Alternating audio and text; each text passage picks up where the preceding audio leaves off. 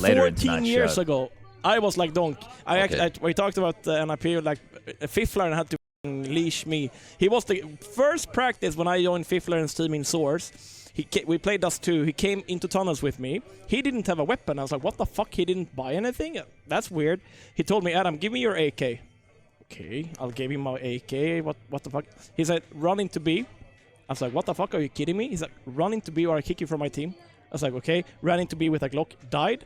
And then he said, yeah, Adam, look at me now. I am literally kind of like, I am the captain now. Sit, dog. That's basically like how I was taught CS, right? You listen to the leader, like you follow his orders. Even though if I was like, you know, aim god, just running around, didn't give a shit. But he had to start somewhere, right? Put a leash on me. The world is changing quickly. Clear. Shoot it.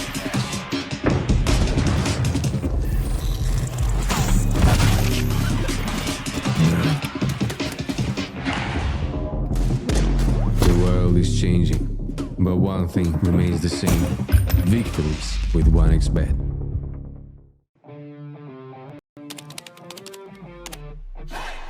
Sell in-game items at the best prices in just a couple of clicks. We are the biggest instant sell service for in-game items like Counter-Strike 2, Dota 2, and Rust. Easy selling process and instant withdrawal of funds to the most popular payment methods. More than 140,000 deals and 50,000 active sellers every month. Use promo code HLTV5 and get a 5% bonus on the sale of your skins.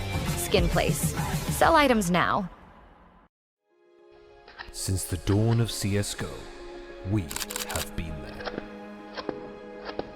Observers of all that competition can reveal. Elation, fear, triumph, and heartache reach out from every frame.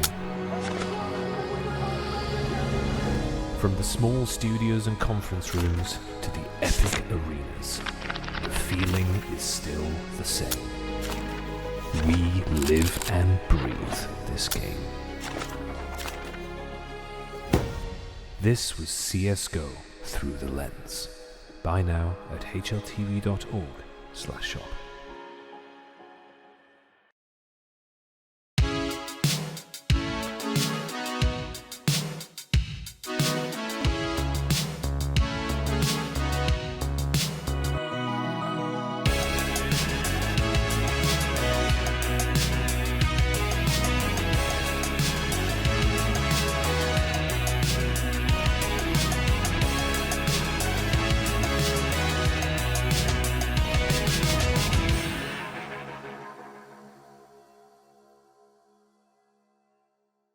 Welcome to another episode of HLTV Confirmed. We're coming to you live and direct from Sweden, not Stockholm, about an hour and something outside of Stockholm. Don't know the name of the town, but we're... Västerås.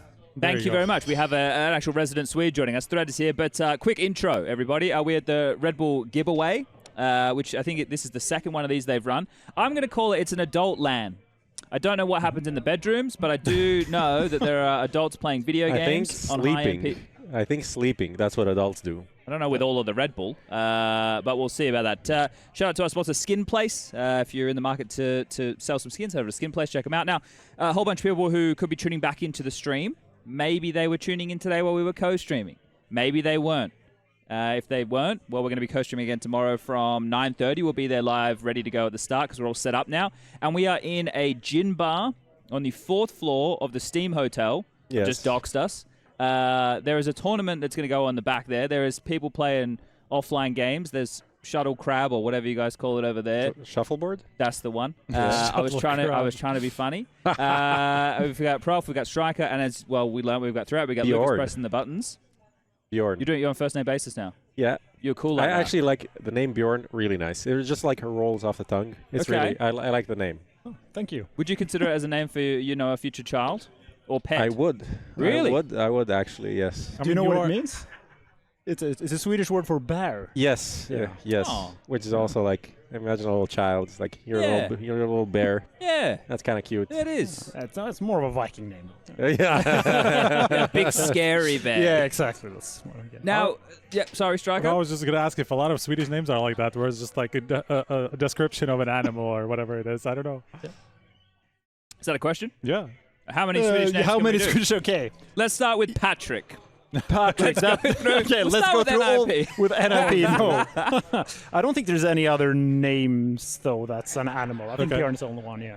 Okay. Now, look, let's fill the viewers in because we do have some uninitiated. No, we don't. What am I saying? All of our viewers have been watching Counter-Strike forever. Threat, you find yourself at NIP. We've spoken to you before. I guess let's jump straight into the meat and potatoes because this is a Swedish event. Yep. Your team is pretty Swedish now. Obviously, the most recent thing that happened was MisteM, who's South African. I played a pug with him not long ago. I don't know if we won or we lost, but it was on Vertigo, and I didn't have a good time. But anyway, Alex is gone. It was on Vertigo, so you can't have a good time. Come on, man. Someone's got. Do you like Vertigo? Yes. I mean, I think a lot of people give it too much shit nowadays. I mean, I think it is one of the worst map in the pool. Okay. But the changes made it better. I think it's better than Inferno, which in Season 2 I don't like at all. Is it the same classic as everybody else? Too claustrophobic?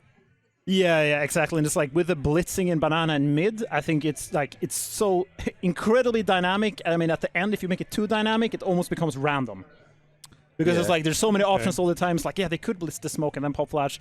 And there's so much guessing. Okay. But at the same time, there seems to be a few teams that are consistent on it. Maybe they just are smarter than me, figure something out. But to me, it just... I mean, we're not playing it right now. So, just so I'm on the same, blitzing is your term for breaking the smoke? Yes, sorry, I'm just so used to saying No, it. this is good though. I want to learn, like, because we just say like breaking or clearing or something. I don't say mind blowing. that. I don't mind that term. It's very short. Blitz. Yeah, so exactly. You blitz a smoke, it's just like, oh, blitz it for me, and then you just throw the HE, right? Okay, who created that term in your team? Oof, I actually think it was Res. I'm not sure. I think it was Res. Okay. All right. How cool is Res? 1 to 10. It's clearly a 10 out of 10. On coolness Seems like a pretty cool guy. You want to be Swedish so bad, don't you? You want a Res like kind of haircut going on. You want to be living the Res lifestyle. Yeah. You want to be playing with Draken. Yeah, you just need to be like slightly more quiet, a bit more awkward in conversations, and then you got it right. And that's how you're cool. I feel like I'm close. I feel like I'm a Balkan version of Res already. So that's For the Balkan. The Balkan Res. Yeah. That should be on your Twitter profile. How long you been part of HLTV? 8 years. 15? You are the Balkan Res. Yeah. Yeah. Unreplaceable. Yeah. People coming in and out, but I'm there. You're still there. You're still going. Do you also have an MVP for Miami Oakland 1906? Yeah. Did you see the bit we did about that during Pro League? No, I didn't. So we did a bit like Harry Russell, one of the funniest men in esports, without a doubt. We're on TeamSpeak, and he's got like voice changes and all this shit, and we're like spitballing ideas for skits that we can do for Pro League, and we're talking like we just all start laughing about this Res MVP, and he's changed us the voice changer to this old like timey like 60s or 50s kind of voice, and it's like, I am Oakland 1976 Res was the, and it's just like got everything like sepia tones, and it was actually I can't do the funny, I'm not funny, but Harry made it quite funny. I don't know if it's on YouTube or Twitter or anything, but we made a gag of that. Not at Rez's expense, just because it's the only thing we really reference when we talk about him. Yeah, and when I see the main team scrim, they actually say that every time he makes a clutch, they make that joke all the time. It's 2000 BC MVP, and it's like, let's go. Were you coaching then? Yes, that was my last event of my first stint. I mean, I've been I almost lose track of how many times I've been back and forth, but it was my first stint. So it was like the Force Get Right era, which is crazy that it's been. Isn't it insane, right? Like how much time has gone? Well, a lot of time has gone, but it doesn't feel like a lot of time. It's kind of weird. Yeah, it feels like Oakland is, weirdly enough, it doesn't feel like it's like super old school event. Yeah. It still feel like, Nico's in FaZe. That seems like the one generation ago, but it's like 7 years ago. 7 years ago, yeah. It's actually nuts. Yeah, but the Corona years, it feels like they're all like 1 year. I think we're still kind of in Corona recovery. Don't you think? How long can we say that? long COVID. 2.5 years, man. Maybe until we die, actually. Let it go. Honestly, my favorite part about this broadcast is the cable pulling in the background. And I feel like this, if anything describes esports events, it is. Well, now it's all fun. It was Nicholas before. Where did he go? They got a ladder out. Christopher is also on it. Yeah. Well, we ran the network cable earlier today. That guy looks slightly like Ido from Valve. Which one? The one who's hanging it up. Ulf. You think he looks like Ido? I don't know, just Slightly in terms of having shaggy hair and probably being a cool dude. That's probably about it. Yeah, that's so. This is like the golden Muteria situation from last podcast. Are we done? Yeah, that's so stupid. Doesn't even look like. Wasn't that you that brought that up? Yeah, no, but I'm getting back at him. Okay, I see. What do you think about all these changes Valve have made while we're on the topic of it for next year? What do you think? Do you think they've cooked or overcooked or undercooked? Are you referring to the tournaments? Yeah. The tournaments. Yeah, I think it's like I had this period in the middle of the summer where I really tried to understand the ranking, and it's sort of the thing, like the more you try to like really understand what's going to happen, because I would get the questions from the team like, is it good if we play the CCT Cup, or are we like risking losing points, right? And it's like, it's very complicated. It's very complicated. You have Graham Pitt on speed dial? Yes, I actually talked to him. That's actually funny how many people mention him when it comes to that. But it's I sort of grasped. I had a good idea, like after a really good run at the beginning of the summer, because internally people were like, yeah, we're gonna get like 150, 200 points. I was like, I actually think we're gonna gain, 600 points, go ahead of almost everyone, and just directly qualified to the major, which actually happened, right? So I think it is good in some sense. It seems like but it's so convoluted in some way as well that it's hard for people to really know what's going on. I mean, at the end of the day, with all rankings, you need to win. That's what you need to do. Of course, yeah. Maybe because there's so many online tournaments, the LAN tournaments weigh a bit too heavy, I'd say. Okay. But at the same time, there's a lot of question marks online. I mean, is there cheating issues too? We don't know. There's a lot of things that could be wrong online. Well, hold on. I want to save you from Reddit right now. In matchmaking, there is definitely... He doesn't mean that, guys. He means in professional CS, all right? Just quickly, because Reddit they'll come after you, mate. They'll find you. Because they don't think you're just talking about professional CS. They think you're talking about their matchmaking games.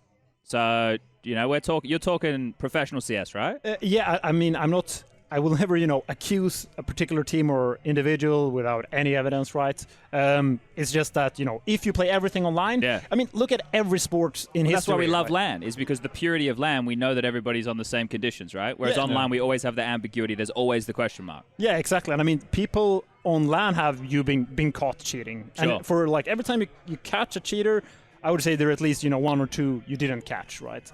And if you look at every sport in history, where you can cheat, people will cheat. Yeah. So it's almost like naive to think, make the statement that no one would ever cheat in online CS. That would be crazy, right?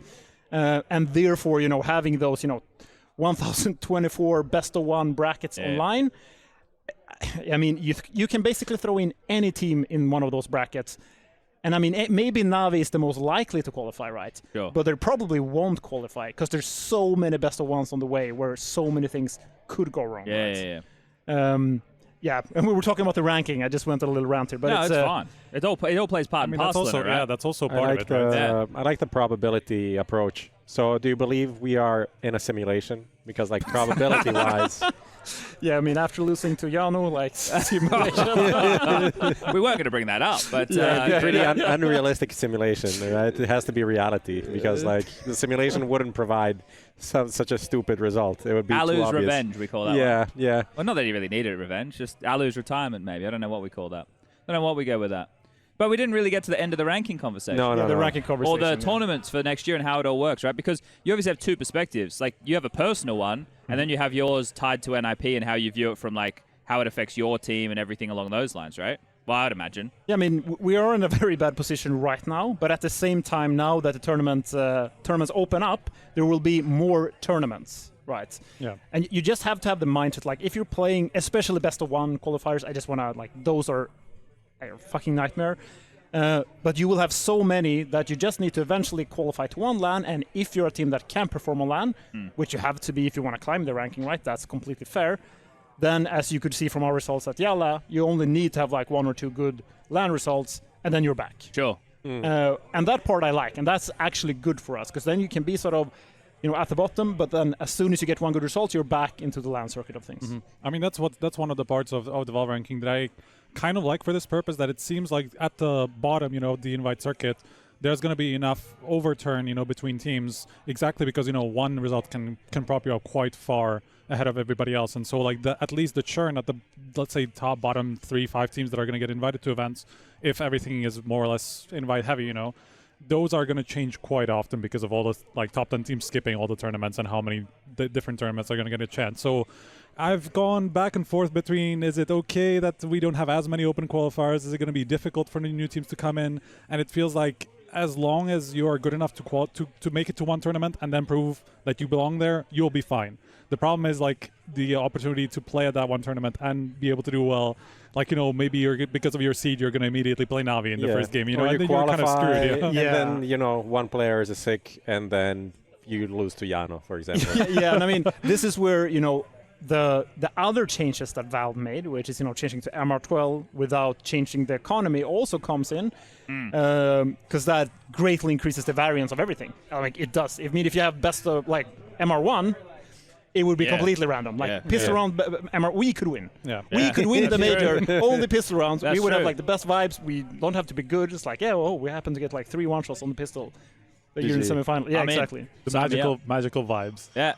So I was just having a look. You guys by the VRS right now are 41, but the RMR's coming up. Right? If you guys have a good RMR and you make it into the major, then you'd imagine that would propel you up the rankings. And then going into next year, you find yourself in a good spot as far as the invites are concerned.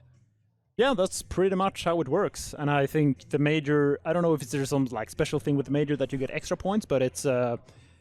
Yeah, if you get a good result at the major, you're basically top 16 in your region, and top 16 in your region, especially EU, you get the invites at that point, right? And I mean, that was the same with the major, right? You just needed to get top 16 in Europe. That was like the start goal back in March, where it's like, that is the main goal. Let's skip those online qualifiers. We don't want to go through that, as you can see from our results now, right?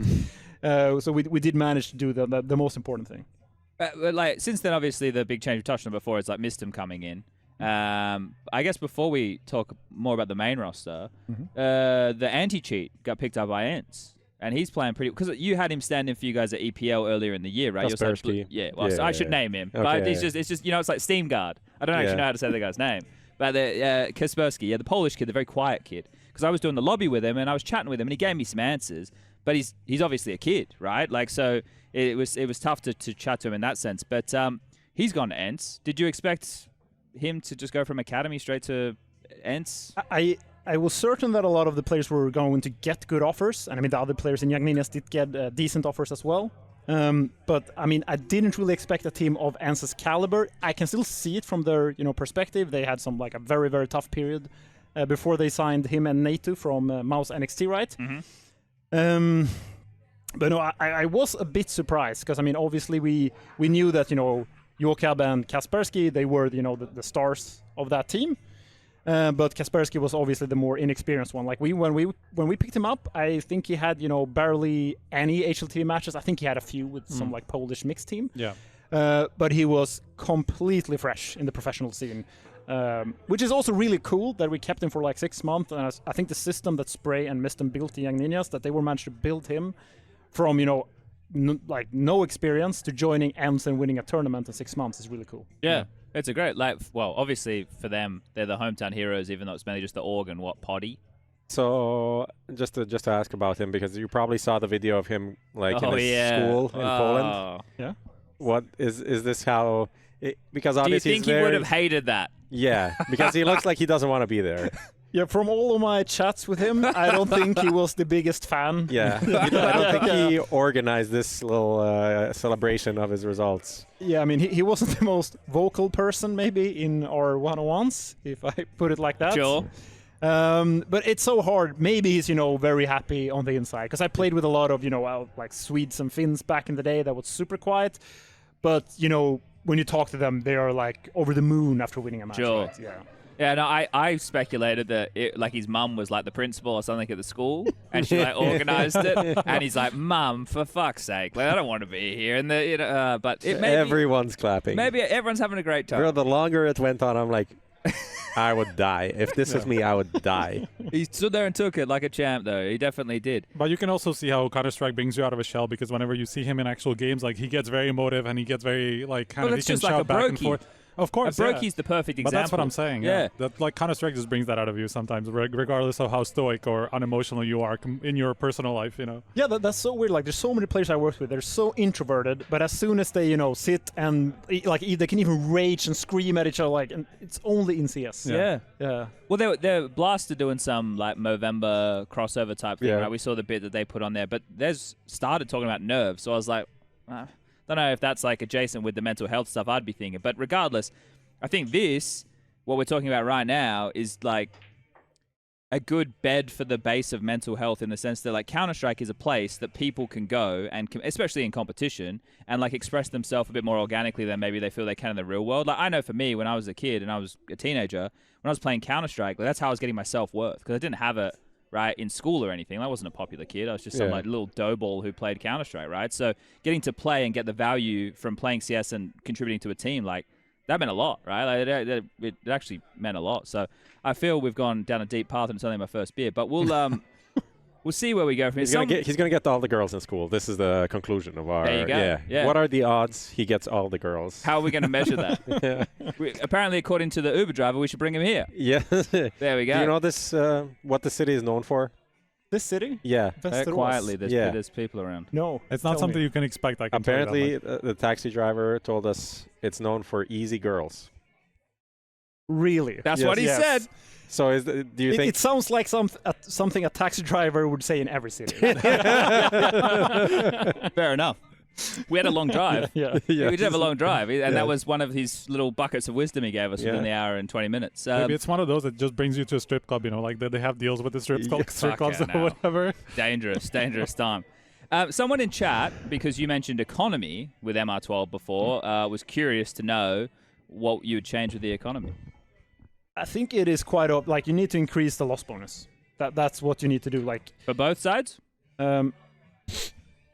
Yes. Okay. Yeah, I'm gonna say both sides, because I mean, if CT has enough money, I think it's still like on even grounds almost all the time. Like, you could also make things cheaper. I hate to be the one that brings Valorant in, because like in CS you cannot talk about that, but they obviously made some quality of life improvements in that game. They did. I mean, they increased the loss bonus. You keep utility between rounds in that game, even if you die. For example, because they're a bit more like ability related, right? Yeah, exactly. Yeah. But that also like balances it out. So maybe there's some weird solution you can do with that. But as of right now, I think it is a bit too random. I mean, from a viewer's perspective, you get more upsets, right? So it is more exciting, but it's like people still want narratives. And when you're trying to build narratives, I mean, there are a few teams like Na'Vi is like the only team this rule doesn't apply to. But for every other team, it's very hard to build a narrative because it's so random, right? Sure. Yeah. We were talking about that earlier, actually, on the co-stream even, Yeah. I mean, saying pretty much the same thing. I think a lot about it, right, in terms of the loss bonus changes, because that's where I see... I don't want them to get in the weeds of, okay, let's, like for a diffuse kit, charging less for that, in my mind, makes sense, because if more people have diffuse kits, it's going to encourage the options for retakes. I don't want everyone to get it for free, but 400 seems very steep, especially when retaking or saving is a big part of the game at the moment, that we're like... it's slowing the pace down and taking the excitement. It's like you have a 3v3 and you're not instantly fighting, and you don't have a diffuse kit. It's like, might as well save. Right? Yeah. So that's not really, doesn't give us much. No, and it was 200 forever, right, in 1.6 and Source and stuff. So you don't have to buy bullets now. Yeah, well, that's another thing.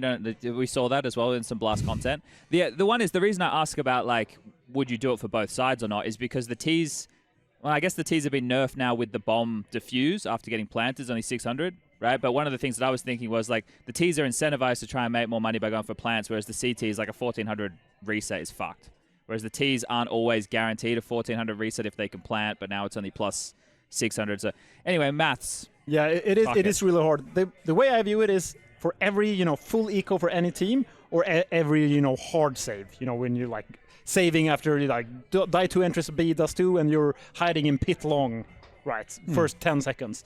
That's a failure in game design. Sure. Right? Yeah, like every round, I mean, maybe it's impossible to get rid of all of them, but you should try to get as few as those as possible, because no one likes to watch that, right? You see, like, they get an entry on B, immediately saves, A long does 2. Yeah, That's like a nobody wants classic to, one. Nobody wants to play that way. I mean, that's also why, you know, in pugs and stuff, like, people are just not going to be saving because Yeah, they're going for it all the time. That's why Exactly, I pugs, that's why mean- pugs are so dog shit like half the time, because no one wants to save, and then you're just like, you lose a few rounds. Yeah. And the You game's never over. buy. Yeah, right. Especially if you're a guy that like, I'm gonna buy some utility. So then the rounds that you actually buy, people are buying M4s, no Kevlar, and I'm like MP9 and utility, getting a 1v1 duel, losing it, uninstalling the game, not playing for 2 months, and that's it. It's like, this is not even, I'm not even playing the game. I'm not playing the game.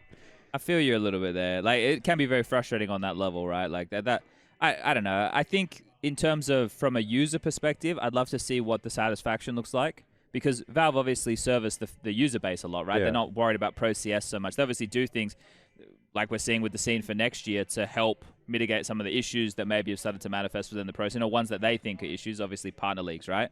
But in terms of the overall game, that's it. The game balance is probably directed more to the casual fan as opposed to the hardcore fan.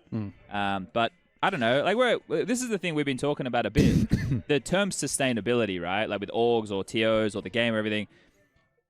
I think Prof and I are of the same thought. Like, we're still going. So we're sustainable in the now. Like, what is sustainable forever in life?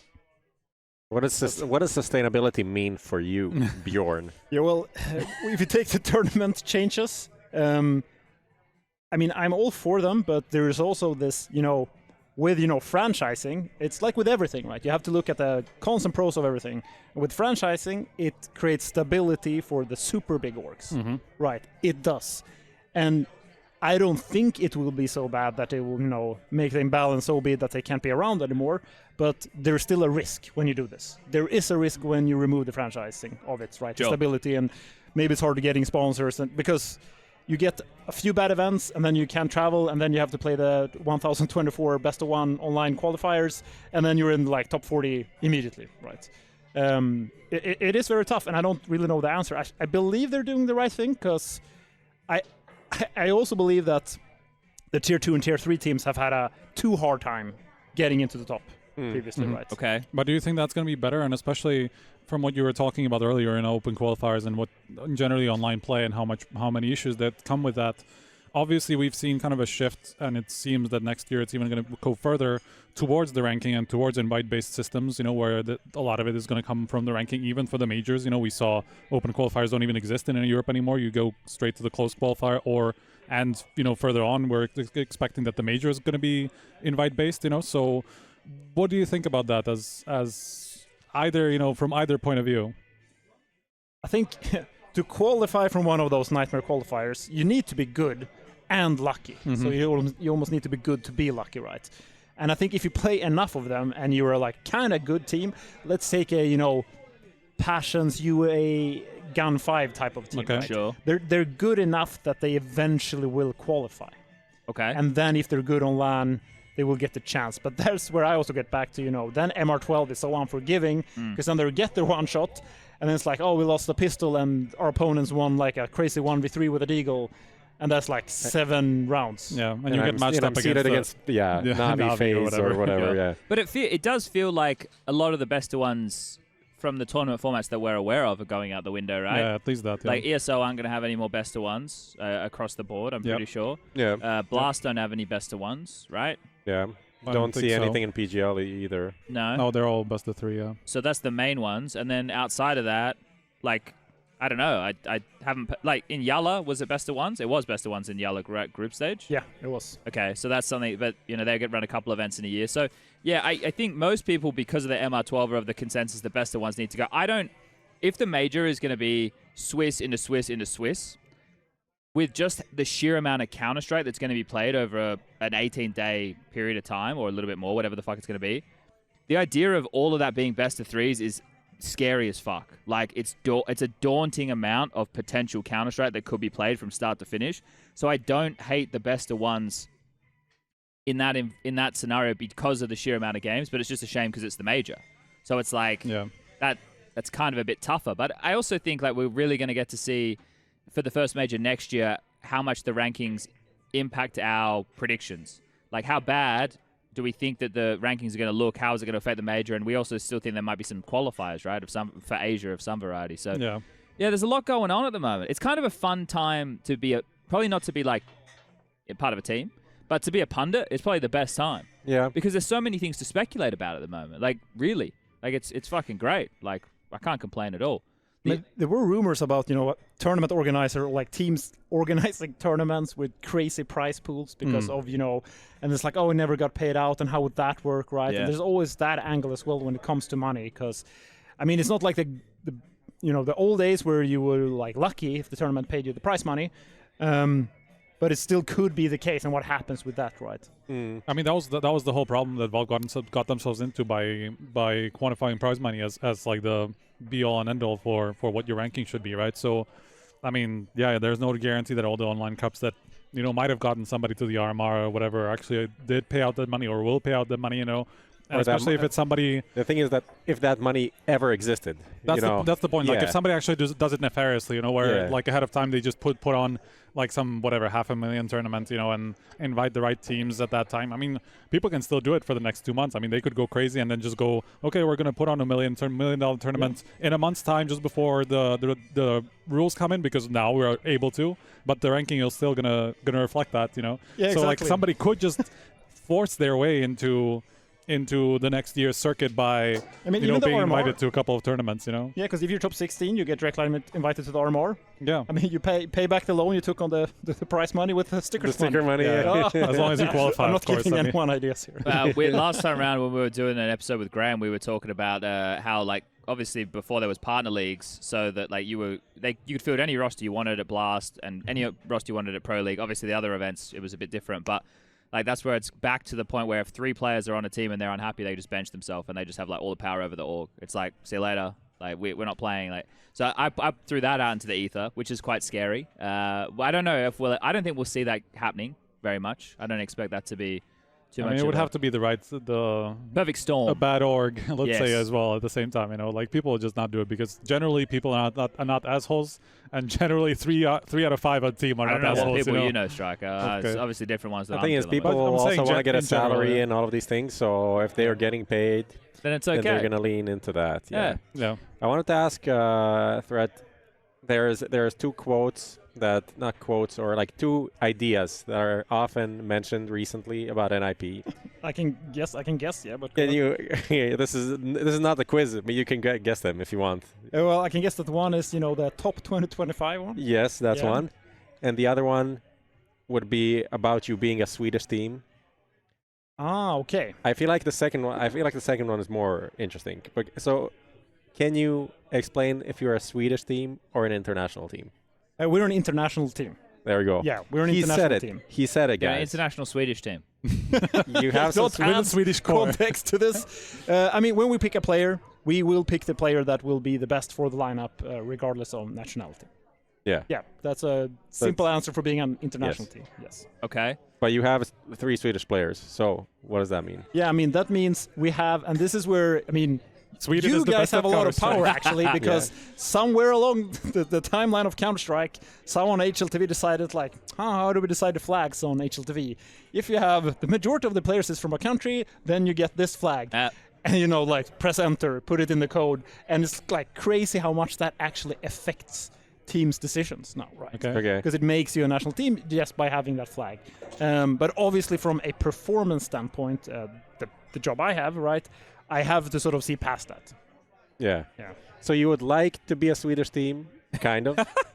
Let's say. But this is actually a really interesting discussion. Because like right? because the what you're saying like about making a national team, it's in terms of like branding, sponsorship, fans and stuff like that. Yes, it's nice being Swedish, but it's not your priority. Your priority is winning. So now you are building an international lineup.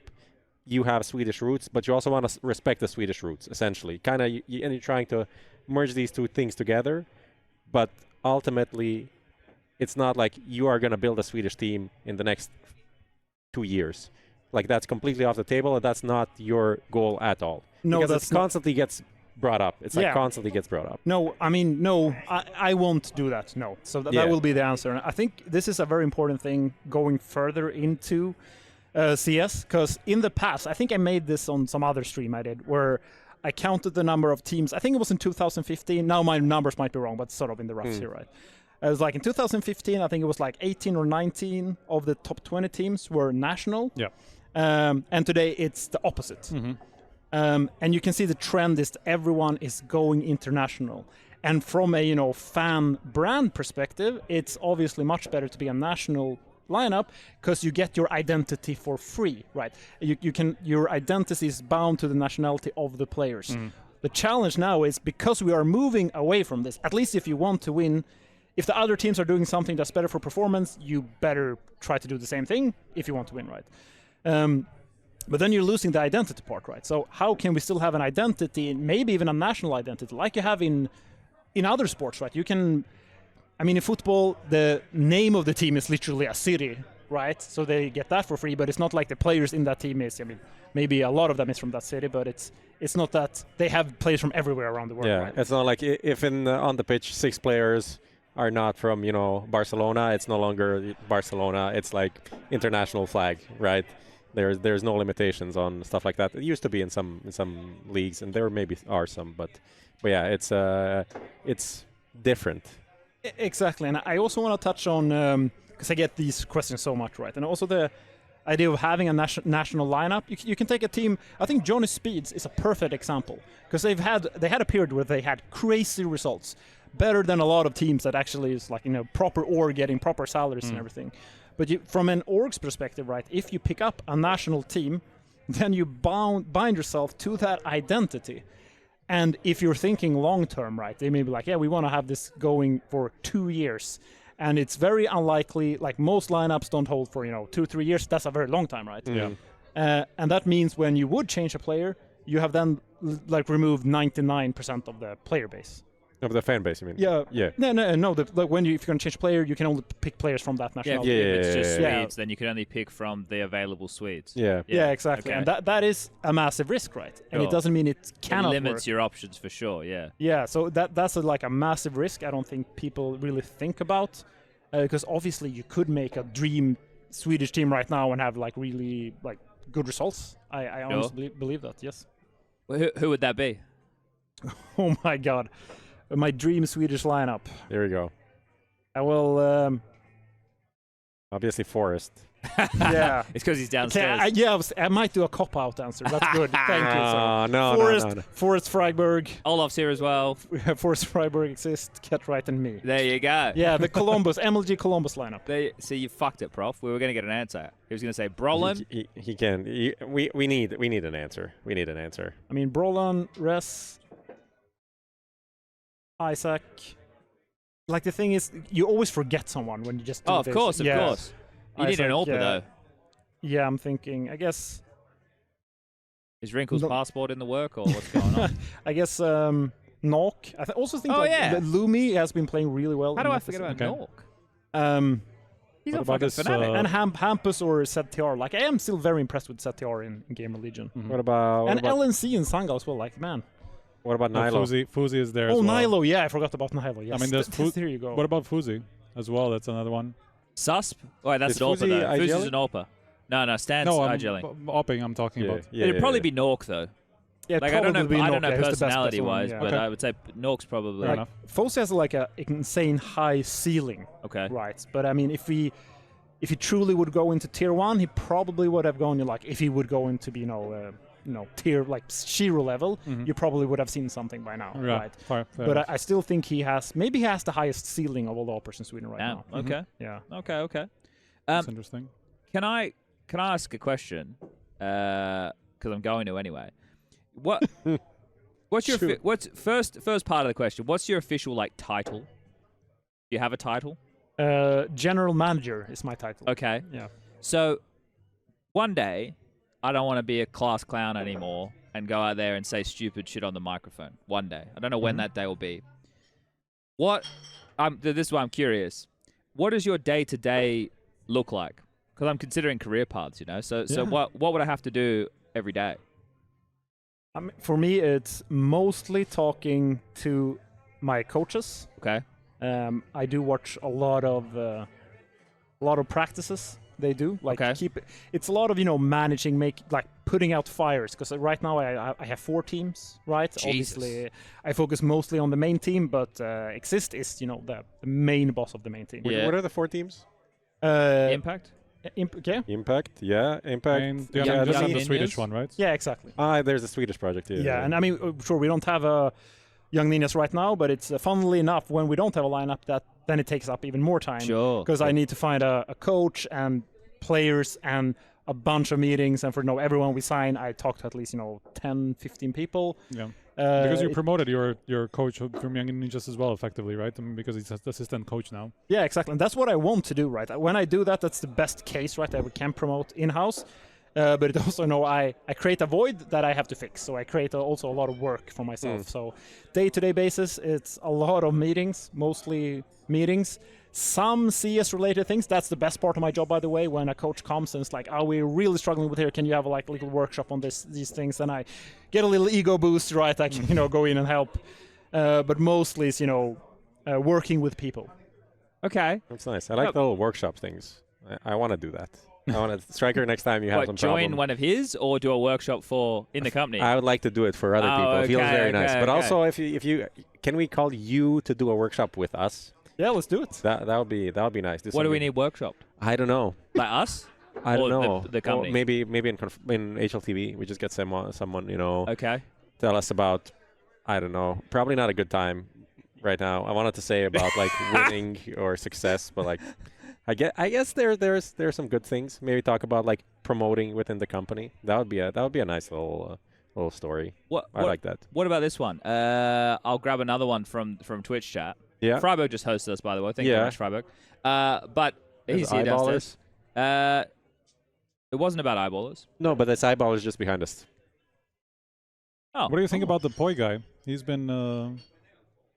Yeah, I mean, he is really good. It's funny, when we promoted Max, I spoke to a lot of players for Young Ninjas back then, and we actually spoke to Poi, and then feels like I'm going to trash talk Spray, but I praised him so much earlier, and when I spoke to him, it's like, sure, maybe we should try this guy, and it's like, no, I don't think he's ready yet. And then you see the news, most kills in a map or whatever. Yeah, right? he broke the record, yeah.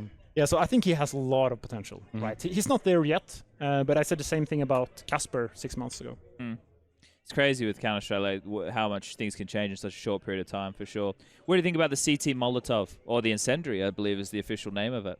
I mean, it's so the most annoying thing is you have so many spots where you throw it and you think you have cleared it, but now it's because it's slightly smaller, right? Yeah, it's people don't respect them either. There's certain parts on the map where you can just run straight through them. You're not worried about it. Especially B long on Ancient is one. If you molly the ramp, you have a good spot on the T side. I feel like you can just run straight through it. Obviously, need to be more ready in the site, but yeah.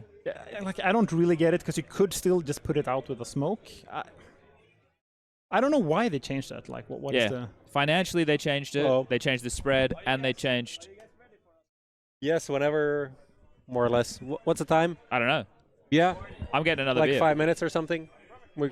Yeah, sounds good. I'm going to get another beer. Yeah, I can do that for you. Why? Because I would go to the bathroom on the way. Oh. All right. I think that's a nice little thing. Sure, enjoy yourself. Yeah. I mean, honestly, I will. I will do that. Okay, yeah. Look, it's been a long day. You're being a true Swede. Slightly awkward. It's been a long day, man. It's been a long day. When do we see NIP next? Is the res awkwardness? Svenska Cupen next week. Okay. What is it? What? It was Svenska Cupen. Okay. Oh, a Swedish Cup. Yeah, Swedish Cup. See, there we go. Look, I guess that's one of the good things about having a core of a Swedish team, right? You get to play in those type of events. Yeah, absolutely. And I mean, we still want to. That's the thing, right? Even though we're an international team, I'm only referring to the players in the lineup, that we're not aiming to have a Swedish player lineup, right? But we still want to have the Swedish identity. We're still located in Sweden. We want to help. When we have the Swedish Nipsvea team now, we truly want to help the Swedish team grow, or Swedish teams grow, right? But I think this is one of the things, right? Because it kind of feels like Denmark's in a bit of a downturn at the moment. I'd say if you compared the two, which I know there's a bit of a rivalry between Denmark and Sweden. I'm not trying to have anything flare up here, but I would say Denmark probably still have the edge overall. You got Gaming Gladiators and Astralis had a decent result yesterday. They didn't play today. And in more recent history, Heroic before everything kind of happened over there. But do you think, like, national teams will ever make their way back to the top again, or do you think we're done with that era of Counter-Strike now? I think we're done with that era. That's sad, man. Yes. I mean, the funny thing is people, because I was one of the persons, like, even though, going back into Jonas' days, I disagreed with him a lot of things. I didn't disagree with going international. Sure. That I fully agreed with him on. But that's only from a performance side. As a fan myself watching, it is easier to root for a team when there is a national identity. Sure. It is. The problem is, if your opponent starts doing something that generates results, and it clearly does. Like, you can look at the HLTV ranking. If so many teams are international, the language barrier doesn't really matter that much. I can't see any reason to why it should not go away. And that's also why we need to be open to being better, like in sports. Like, we're able to find that identity within a team without having the players being all from the same country. Sure. Yeah, and I think that's really important. And it's on us as well. Like, we need to be better at that, to finding ways to activate our fans, like having get-togethers or whatever, right? So what do you think do the biggest international organizations do well to create that identity? Because, I mean, obviously the biggest orgs that are pulling all the numbers, I mean, nowadays it's Navi, FaZe, G2, Vitality to some degree, maybe also catching up with that kind of some sort of fan base, right? Even though they also don't have a French team anymore. But they're also newer compared to those organizations in CS2. They only came in 2018, right? With when they signed the new lineup. RPK and so stuff. That's like 2 years behind FaZe. Obviously a lot more behind Navi. A couple of years behind G2 as well. And G2 obviously had the whole Carl situation. Sure. But anyway, what do you think? How do you think that they get so good? Was it just because they were so competitive throughout the entire time?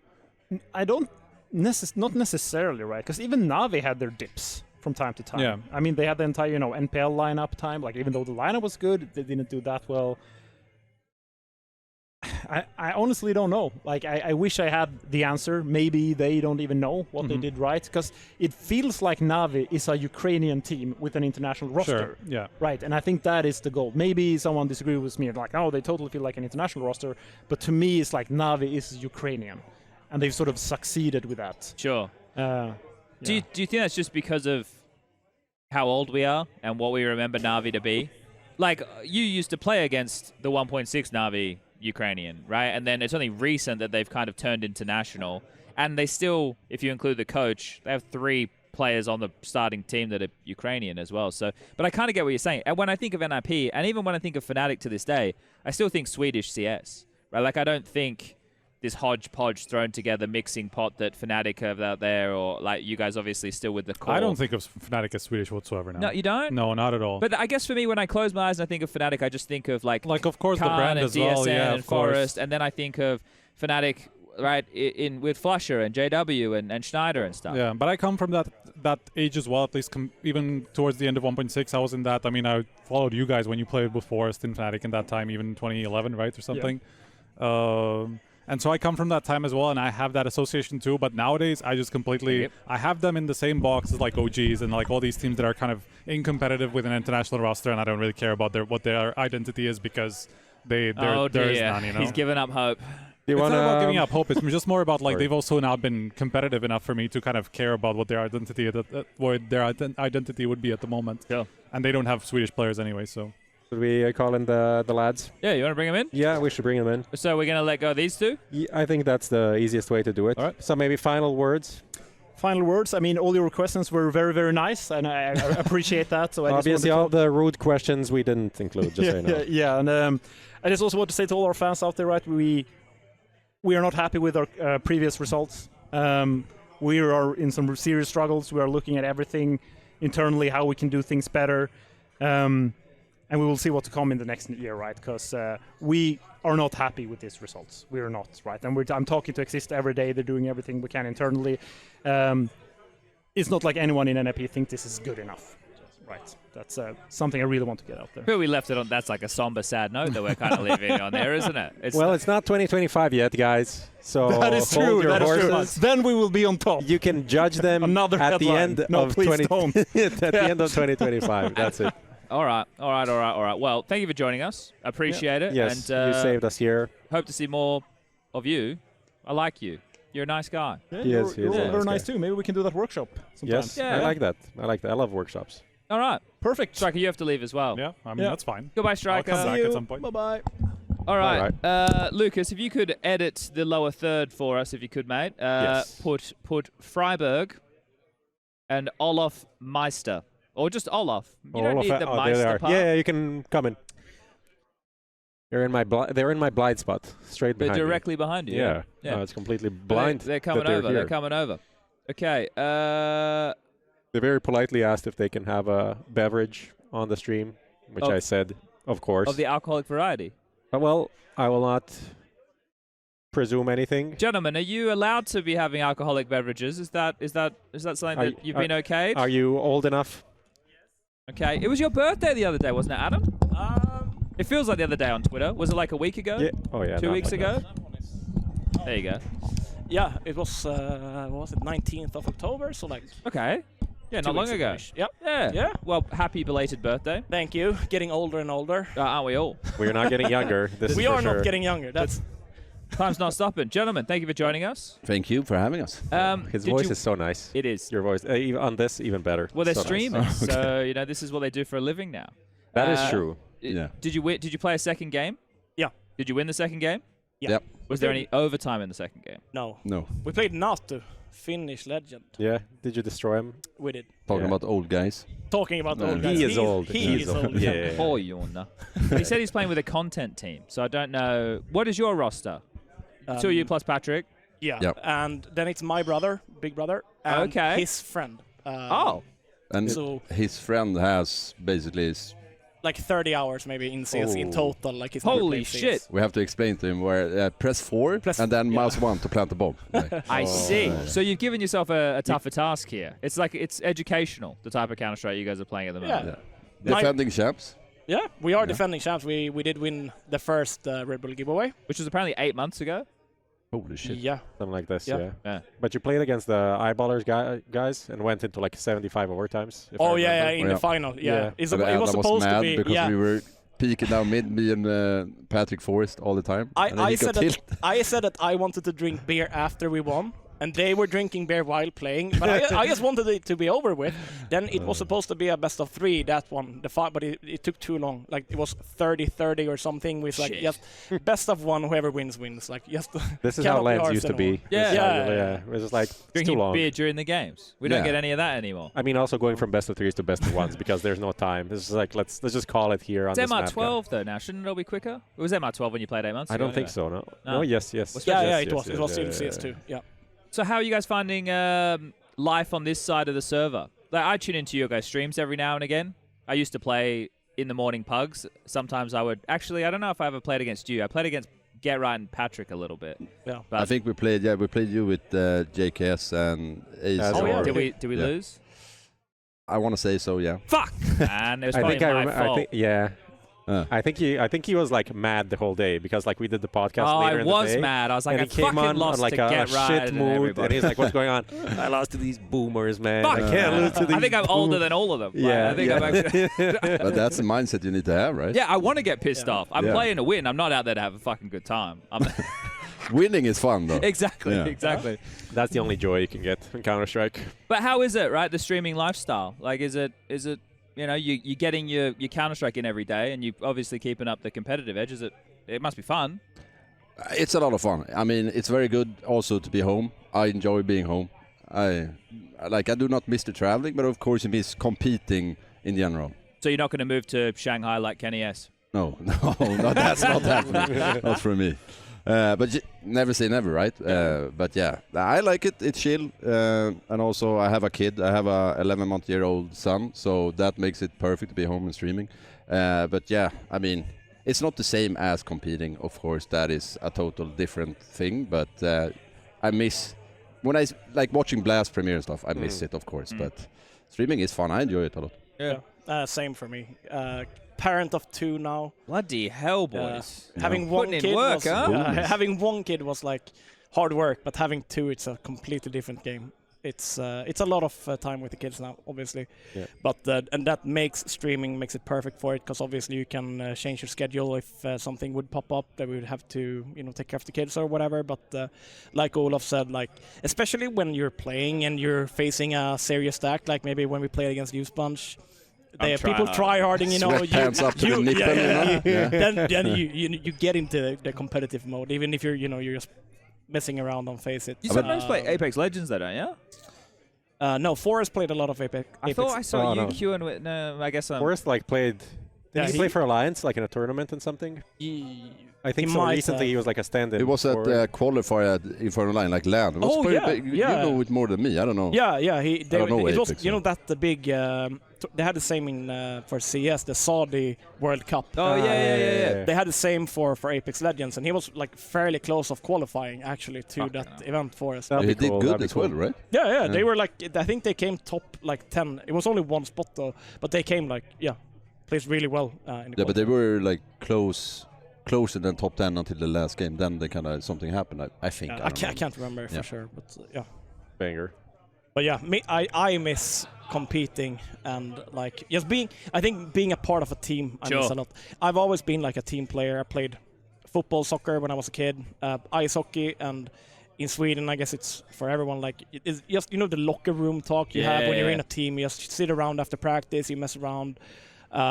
Same kind of happens when you're in a good, when you have good friends in your CS team, right? You can sit and you can practice, you can be super serious, but then you can also sit and play some other games or at boot camp, have fun. I miss that a lot. We do get like a little bit of that when I'm streaming together with Forrest and Olof a lot, obviously, but I do miss the competitive side of CS. Yeah, well, I guess when you're doing it and it's on camera, it's slightly different, right? Like, obviously, you're watching your P's and Q's a little bit and that type of stuff. Yeah. Not saying you guys are animals or anything in TeamSpeak. Are you using Discord or TeamSpeak? Discord. We're boomers now, Discord. For fuck's sake, boys. Zoomers. Not boomers. You're Zoomers. Yeah, if you Discord, Zoomers, we are okay. Guys, what happened? It is better though. I was anti-Discord, but it is better. I'm sorry to say. What the? That's I can't crazy. believe it. That's crazy. That's how casual it become. I think I'm the only one playing on 4x3 still. I think all the rest of have playing native now. But come on, 4x3 still, mate. It was stretched, black bars. Yeah, stretched. Yeah, okay. I was gonna black bars. It's like, what are we doing to ourselves these days? Still trying. Fair enough. Fair enough. I wanted to. Because you guys are, still actively in the pugs and everything. Are we still live? No, we're watching television now. Oh, it's fine. We don't need to know what's on here. Someone's changing something. The remote's over here, Lucas. What was I saying? You guys are still like playing Counter-Strike all the time, so you're seeing the evolutions of the game, the changes to CS2, the economy, the utility, everything along those lines, like co-streaming games and keeping up with everything. What do you think of CS today? Not just the game, but the pro scene and the level of Counter-Strike, everything like that. It's a very broad question, but I guess I just want to know from some legends, how you view how things have evolved, because you guys played a big part in what we have today. I mean, I want to say, first of all, I think the top tier 1, obviously, is the individual skill is a lot higher, I think, than it was when we were at the peak. But I think. Do you mean like actual shooting or decision making or both? I think everything. Okay, so much stuff. Yeah.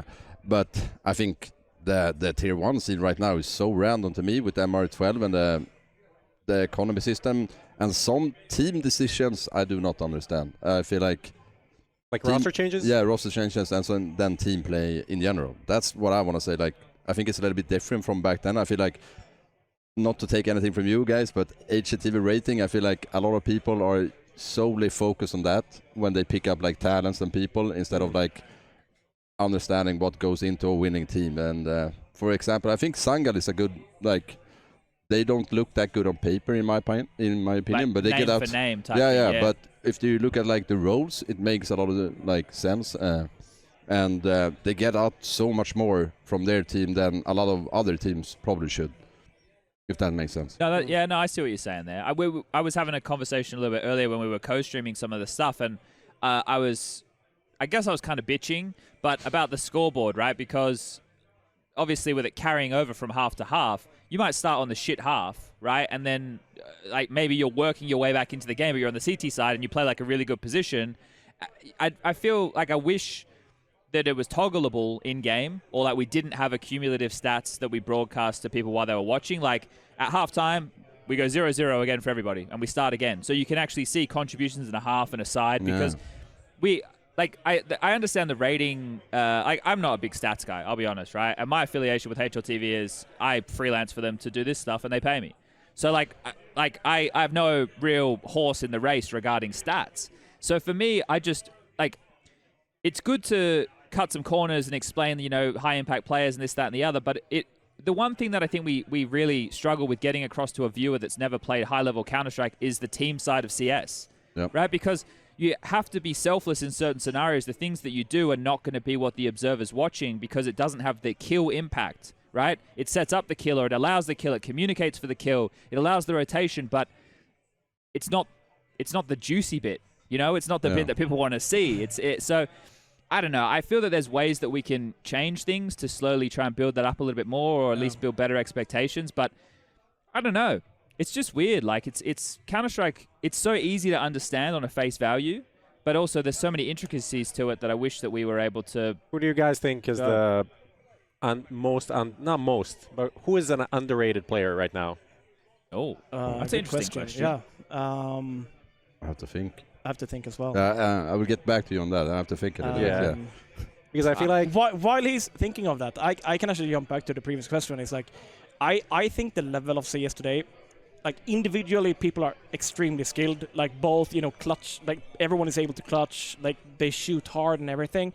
But I do also think that, like, team play wise, I'm getting so frustrated when I'm watching, like if I see like a 3-man core going somewhere and they are like, okay, they are going to take the first contact. Then I see like a lurker, and he's like actually, instead of making himself big by throwing like nades and disturbing the side, he's actually like actively seeking duels and then dies. And then just like trying to say it from an IGL's perspective, if you have one guy holding, let's say it's B stairs on vertigo, right? And if you lose that guy, you don't know if they push B, right? If he's dead and you have like 3A main and 1 mid, like B is absolutely dark. And if you actively take duels and when you're alone there, you die. Which I see, like, and this is an example I can put on literally every map, like probably not the, like maybe top 5 teams, but you see it from too many teams. I think people are super confident in today's Counter-Strike, the pros, which is a good thing, but I also think they need to like play smarter individually, because as an IGL you can't also just have like 4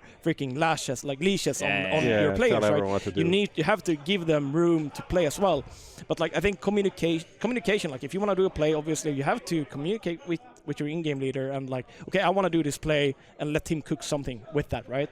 But then again, like people are also putting themselves in like weird situations, but they get out of it by having insane individual skill today.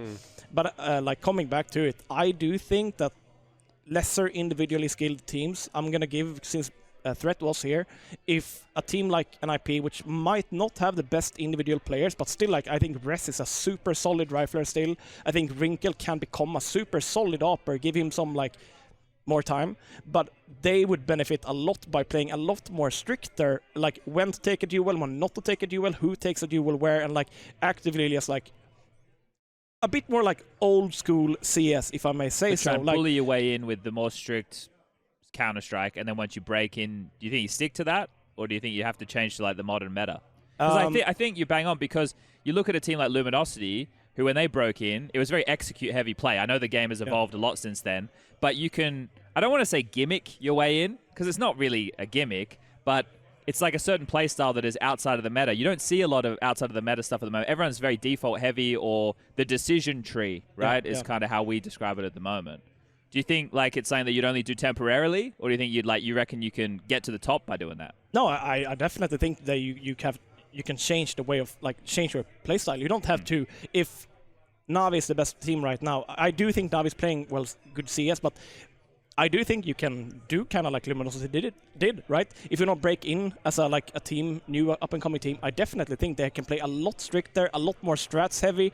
Like, Also figure out, if you're a team, figure out every freaking duel on the maps, right? The pros, they do know it. Like, okay, this is an advantageous duel for me to take, or this is a bad angle to take. Like a left eye, right eye peek, for example. If it's a left eye peek, okay, it's a bad peek. How do we solve it? We smoke it off, or we flash it, or we trade it if we have nothing of that. But you have to like go through all of these details. Obviously, you can't do that in a Fortnite. You have to like have a team together for more than like 1 month, you know? Exactly.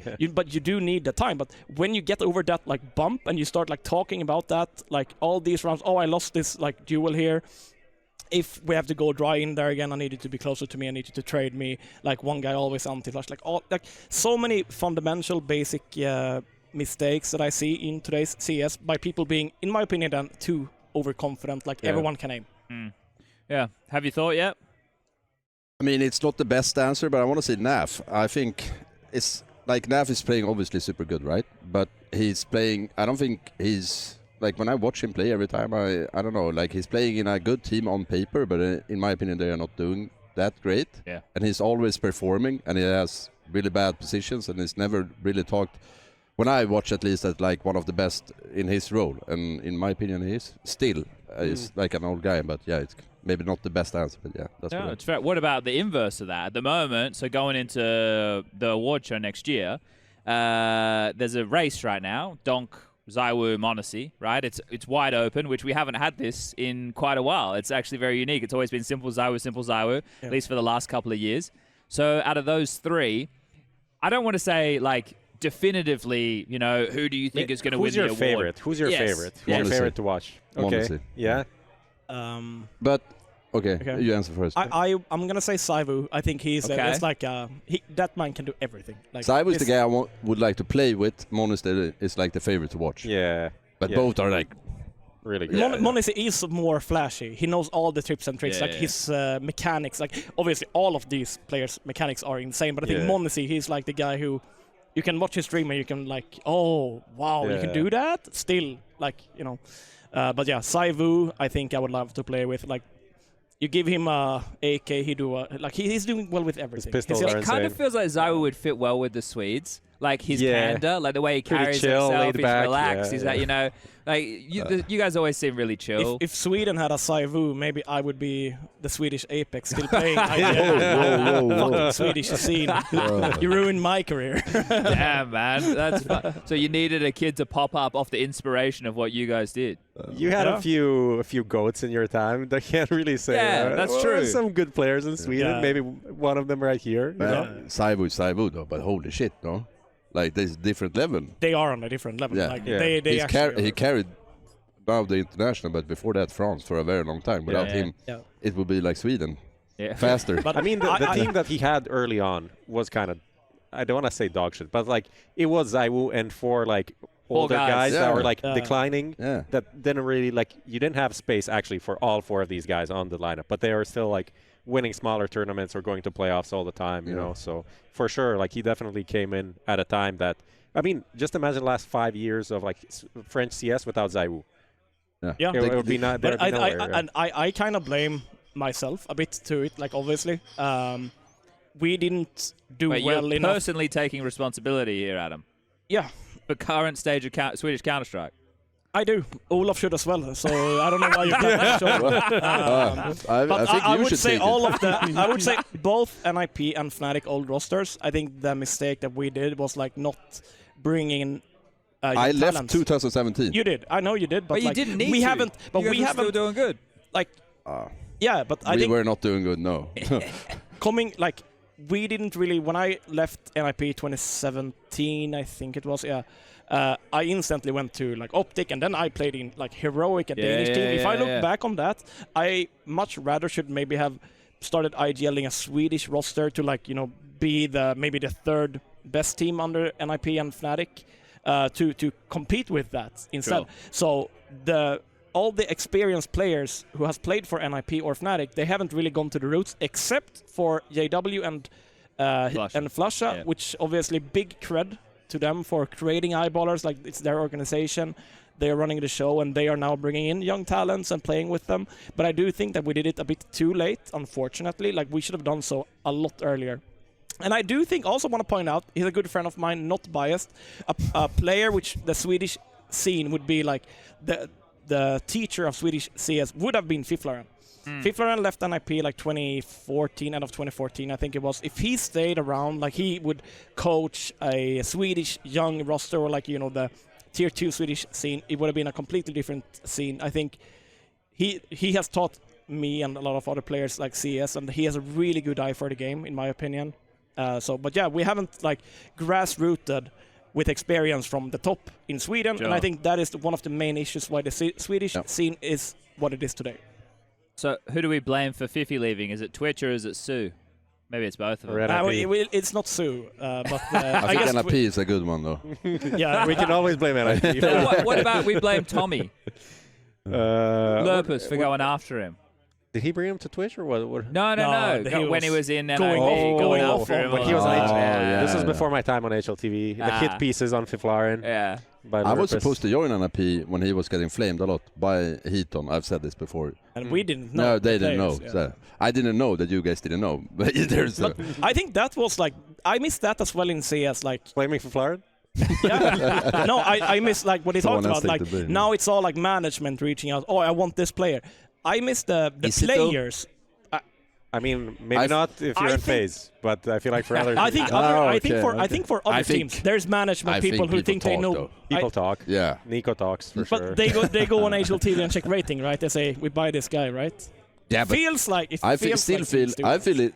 Okay, I feel like it should be like that, but I think it should be better people doing that. Yeah. Like maybe people with not 20 years of experience in esports, you know? I reckon there's people who are struggling, right? Like some of the orgs or teams that are struggling are doing more of what you're saying, whereas the elites are doing what you're saying. Yeah, that's what I think. And it's like, you know, Nico's having a beer with what's his name, and they're like, yeah, man, but you know, people are talking. Yeah, that's how it's always been like. They're always and they're still doing it. They're still like, I guarantee it's still happening. Yeah. They're in the lift, you know, conversation being had. This is that, right? So there's always chats going on. Like it's just the nature of Counter-Strike players. I do feel like if today versus like even 5 years ago, like pre-COVID, I feel like pre-COVID, the hotel lobbies were more active. So everything's become a lot more professional, which is a good thing. But there's a lot less socializing at events. Like previously, before, like, you know, you'd have a day of games or whatever, and people would be at the bar having a drink, right? But now, because there's prac rooms and managers and this and that and the schedule and everything's taken care of, you hardly ever see players, right? So we don't, like, from our perspective, from the broadcast perspective, we don't have the same relationship we did when it was, you know, you guys, right? So, and not saying, obviously, some people would get rowdy and get fucked up. There's good examples of teams at majors doing that, right? And then going into grand finals and stuff, or missing events in Canada. But what? You need to say more now. This was the Immortals guys. The Immortals guys. Oh yeah, okay, yeah. No, I was like, what the hell? Well, they love the party, right? They had a good time. They had a great time. But these days, it's super rare that that'll ever be the case. And like, you think about the Mouse guys.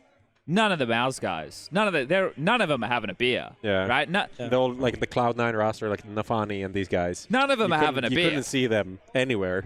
It was crazy. I remember I saw Cloud9 first time after COVID at an event. I got surprised. They were all very like small. Yeah, I got compact and small. I was like, holy shit. These are the guys that have been wrecked in me? Like, what the fuck? Maybe even more tilt. That's the like the key of online CS. It's not like anything else. You just never see them. You don't like perceive them as like humans. They're like, these guys are sick. But it's like, but honestly, Donk is even smaller, but he also wrecked people on LAN when he came in, so maybe not. I have a picture with Donk. I met him at London, I think Gambit youngsters, they are actually a good example what we talked about before. I think they had a pretty unique game style when they started playing. We played a lot against them in Dignitas in Tier 2, like 20 COVID times. And they were really tough to play against because they played like no other team. They were kind of, you know, leaving one guy, like going 4 guys A, showing bomb, and then like one guy lurking on B stars vertigo. I still have nightmares about that. Shiro and then they just rotate everything. Yeah, they just execute the A site, go up and like tap the bomb, but then they like rotate the bomb to B, and you're like, what the fuck did just happen? Kind of. So that's what I mean. Like, if teams should start doing that, like, just figure out a way. Go back. Look what Very Games did against us back. This is 2012-13. We spanked Very Games, then they came back and started like doing hella insane executes on us, and they started winning against us. Like, you have to be creative to like win something. You can't. I've always said that as well. Like in my teams, I'm giving away my secrets now. But to be a good team, you need to be unique. You cannot play Navi's game style. You can't copy Navi's game style and play Navi against themselves, right? Yeah, against yeah. Navi, right? Because they obviously have it planned out. They have maybe a perfect player for that position and stuff. So you need to create your own play style and execute it like through. You have to check on what's our strengths as a team. Are we an aggressive team? Like, should we play fast CS? Do we want to play like slow CS? You look on what players you have and you cook something. As Mr. Flusha once said, you can do anything. You can do stupid stuff as long as you do it with confidence in CS. Yeah, iconic. That's true. Iconic. It's true. I miss the old Fnatic. Yeah, that was more fun. That was a unique. Wasn't that a time to be alive? Yeah. Yeah. Counter-Strike was so much. I don't want to say like it was. I think raw is probably a good word. Yeah, it was more raw for sure. Yeah, simpler. 100%. But in I think not though, in a bad way. right now CS, and I do understand it, people are playing more correct CS, right? Yeah. Like they're playing the numbers basically every freaking round until the end. And I think if I was playing, I would do the same. But I want to see something happen to the game where people like it makes more sense to go for like, I don't know, a 3v3 off the plant or a 2v2 off the plant or something like this. Because now it's like in the start of a game, if it's not a like high percentage chance that you will win the retake, you don't go for it. Yeah. And in my opinion, as a spectator, it's kind of boring. No, it's really boring. Yeah, it's really boring. But I do understand it. If I was a pro player, I would do the exact same thing because it is the smarter thing to do, right? But well, that's the problem. The understanding and the level of scrutiny that every situation is now under has gotten to the point where you just look at a scenario now and you're like, there's no way. Whereas before, people wouldn't play perfect post plants. You knew that there was going to be some idiot in some stupid... Yeah, exactly, right? So you would give it a go. But like now it's like, well, they probably have this setup or that setup and we don't have this, and it's just no way, right? Yeah. It is great to see the evolution, right? To see how far the game is getting pushed. But I'm kind of with you. That's why, like, from my perspective, when I commentate games, if it's a slower game and I get to talk more about macro, okay, that's good for me as like the color commentator, but it's not great for my play-by-play, right? I like it when I get to just react to the insanity and watch mind-breaking things happen. Yeah. Because that's fucking Counter-Strike. But it will happen a lot more now because the individual level is so high. Yes, so they can pull off the crazy plays. Yeah. You do see just moments that are fucking out of this world. Like some of the clutches Monacy has won in his short career already, they are like... I was watching Monacy highlight the other day, like 11 minutes, and I was like, what the fuck? Yeah. I don't have 11 minutes in 20 years of Counter-Strike, and he has it like, this was part 5 or something. I might have one round. I think you do, but he's, no, next level. I remember playing against you guys on Cobblestone, and I used to fucking hate it, because I used to have to play over towards B. So like he's coming out plat, and if my plat guy dies, then I'm from drop, and I'm like, well, I'm fucking That's dead. even worse. I'm not being I don't know Olaf if it's worse being like on B and having to duel him. Yeah. Or rotating in. Probably rotating in is worse because like you're in the middle of just like nothing, just like 70 square meters. And JW and Fish is coming in, and Crims and everyone as well. Yeah. So. Hell. Like, there was, what was one of the event? It was like Gfinity, which was like the best of twos. I played against you guys, and I played against you guys. I played you guys on Cash, and you guys on Train. Huh? But there was another map, but those are the maps we won. I think we won Train and we won Cash. And one of the things you said to us after, which I don't know if you were just being nice to us, but you were like, man, we've never been shot so hard. And I was like, oh, that feels really nice. Like, but what he was actually saying is like you guys played like idiots. You played like you fucking morons. You read me.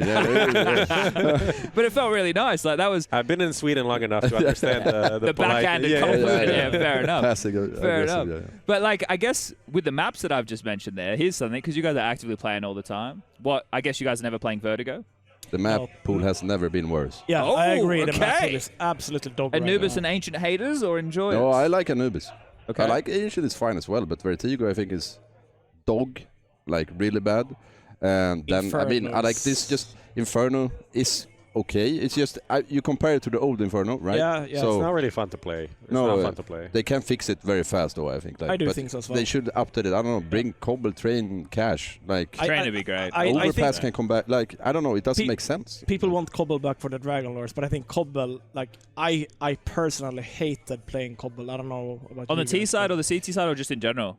I think in general, you guys were really execute heavy with like your B stuff. Yeah. You guys had a lot of smoke walls. Yeah. I mean, obviously we had to play the map, right? But there's a lot of people that didn't like it though in the process. Like I remember in Fnatic, we always had the discussion because I remember we had like 80 or 90% win rate. Yeah. And I would like, okay, then let's pick it. And we had like, I think it was Crims and Flusha and or maybe all three of them. They didn't like, we don't want to play this map. Like, but I'm like, yeah, but they have 40% win rate and we have. Like this good, yeah, but the map is shit and you know. So if it's not fun, we're not playing. But I think map pool wise, Vertigo has to go for sure. It's the worst map. Like Ancient is fine. I like Dust 2. Okay. I think Inferno needs updating. Inferno as a layout, like as a map, is great, but I also think like the current meta in CS where it's like, you know. So you're too heavy, right? Yeah, it's too like strat heavy for teams, which makes it kind of like people have to play. Like Inferno has always been a slow played map, but it makes it a bit more boring if you compare it to Anubis or Mirage, for example. Mirage, people hate it, but Mirage is the new Dust 2. Keep it in the map pool. I don't care. Like, sure.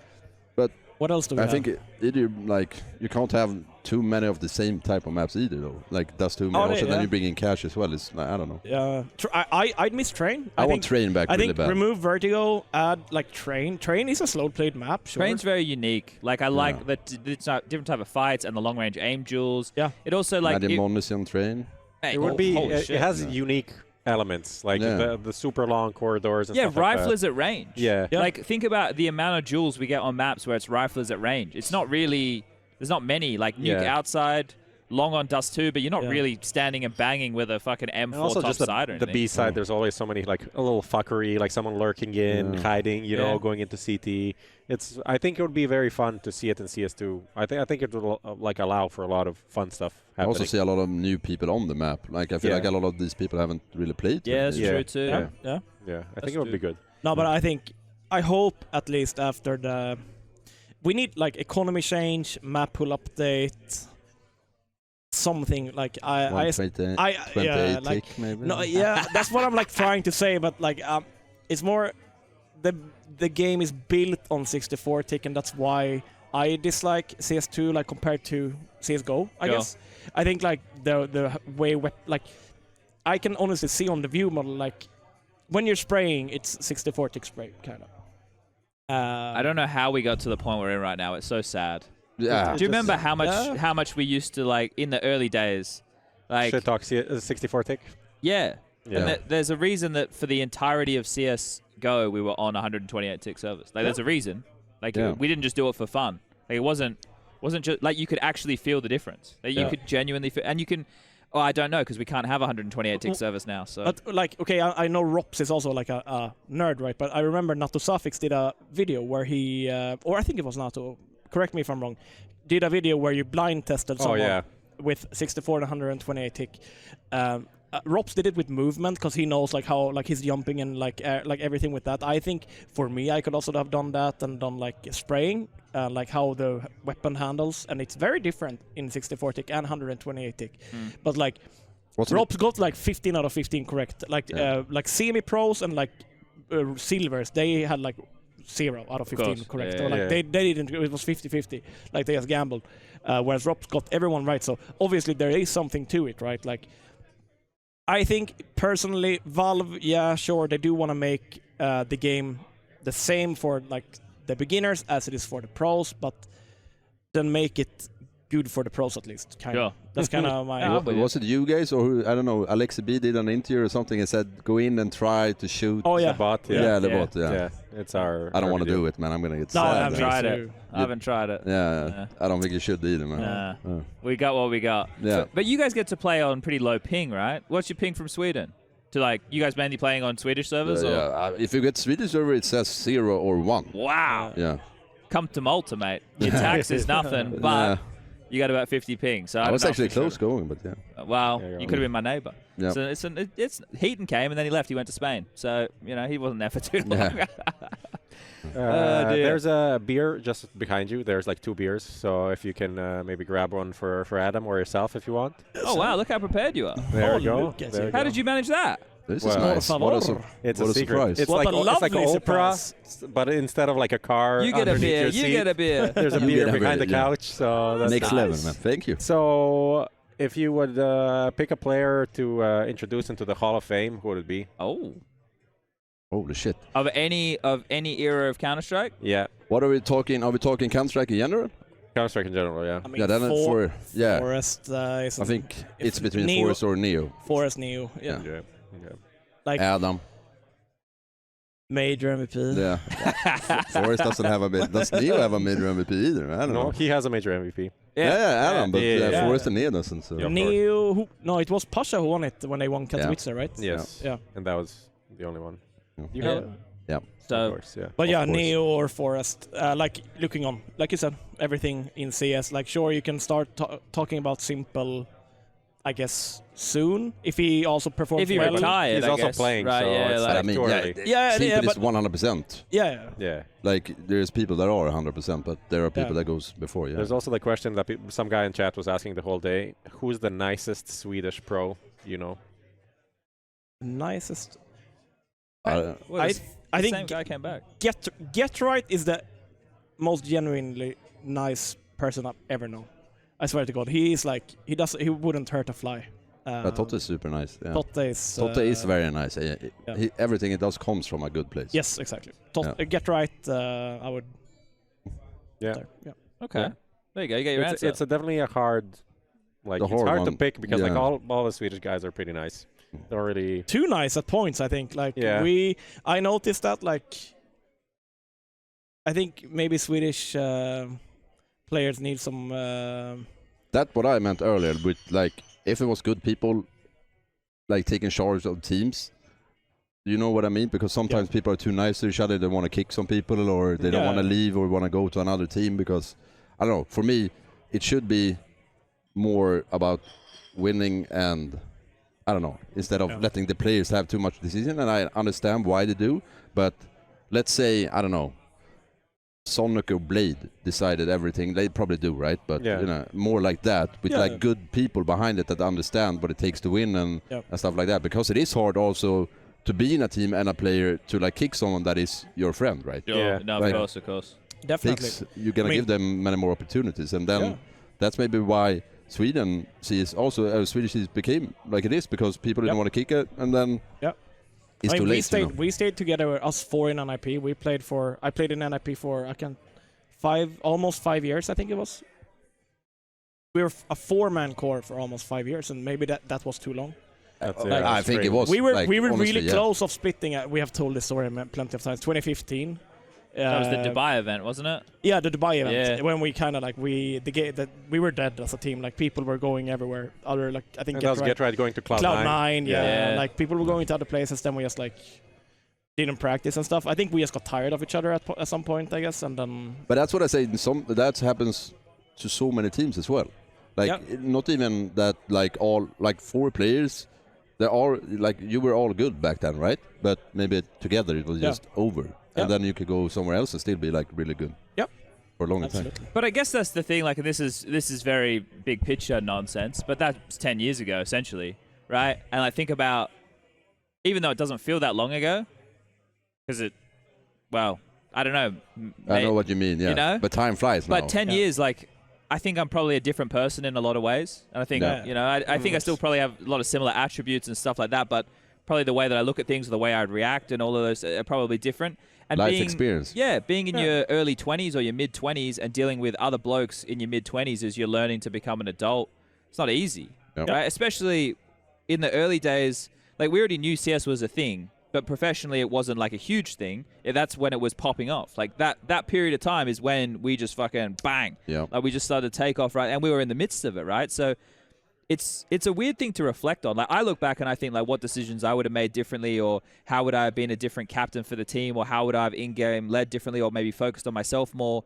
But those things I could never have known at the time when I was in it, because like I was doing something new for, well, especially Australians. But yeah, it's weird to look back on. Like stupid to say, but like it's same like being in a relationship like when you're 20 or 18 or something, and being like, 10 years later, it's like, that was fucking stupid. Why the fuck did I do that? That doesn't make any sense. But you can't do it. You couldn't know until you try it and fuck up, essentially. Yeah, that's true. One thing I just thought about as well, what I miss a lot from the like tier 1 CS scene is that we only have good like international teams. We have obviously you have Australis, you have like the Russians, you have the Brazilians and stuff, but I do miss having like the national teams. I hope chat agrees with me. I do feel like no real connection when I'm watching today to like any team. It's tougher now for sure. Like sure you can love a player, like you can love Nico and Mondesi for example, but I think it's different if you have 5 guys from Sweden competing at the highest level, but that's the problem, right? Like, you know, with player bases and stuff. But just a thing which I thought about, like, I do miss that in Tier 1 CS. Like back in my opinion, like when also playing but also like watching CS, super fun to like, you know, you have a whole country kind of following like for the Polish, the Golden Five. Australis might bring it back. They might show the way now, though. Yeah, like obviously it'd be nice. Communication. I've always been saying it. I've been telling Threat as well. MIP at this point should just go full Swedish, I guess. We just had this conversation. Yeah. Like I have. What did he say? They're an international team with Swedish roots. But why are they Swedish? They have academy team that is from like full Swedish. Yeah, they're Swedish. Because you guys always talk shit about them ruining Swedish Counter-Strike, so they have. Okay. But no, I think they wanna be international, because if you pigeonhole yourself in Swedish and you have 1 or 2 players underperforming, you're stuck. That's the problem. Because also today they could find 5 players, but then tomorrow what happens? You know? Yeah. And then you're also. But how could it to choose from and like easier? Yeah, you got more choice for sure. Could it be? Okay, I'm sorry, NIP, but could it be worse? Would it be worse to have 5 Swedish players at this point? I guess let's wait and see how the RMRs go, because their results at Elisa weren't great. They lost to your boy Alu. You know, we played them on Face It and beat them. Alu's team. Like the team. I know it's different, of course, right? It's Face It, whatever. I'm trying to work out if one of their guys, it's like Yuho or whatever. I mean, it's literally 3 of the old ENCE guys, no? Like X7. It was X7, Ariel, Alu. Like that's the old ENCE core, and then it was Yuhob and.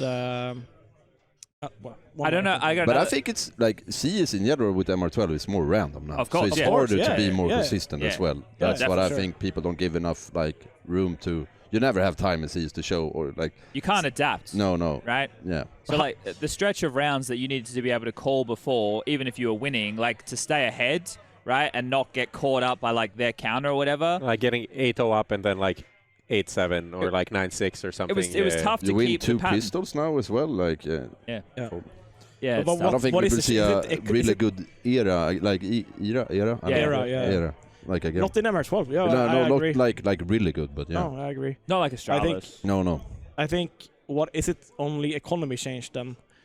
I also think like you should be punished more for saving as well. I guess then, like, because I think obviously the pistols means a lot, but also like getting back on.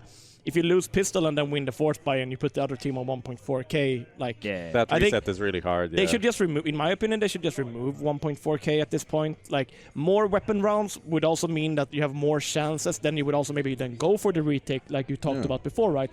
But yeah, like all the rounds when it's only MR12, obviously they mean more, right?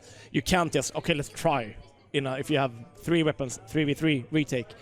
It's a low odds that we win this one, or like a high odds, I would say. But you go for it anyway. That's 10 years ago. We would never save in a 3v3, right? Today, what save was back then, you know? Saving was so fucking rare. Nerd. Only betas saved. Right? Exactly. Yeah. You're like, what are you doing, bro? Like, why not go for this? Like, I mean, people got kicked for saving.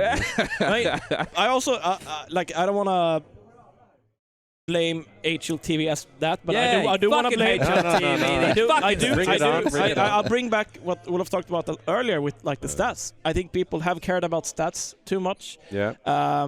That's not the way like old school people are taught CS. I played many years before HLTV stats came in, and even though HLTV stats came in, you played in Source where there was no HLTV. But also like I was also the player who like would run through a smoke and die to give info for my team if we had to, right? So like I'm just saying, like, fuck stats. That's my opinion.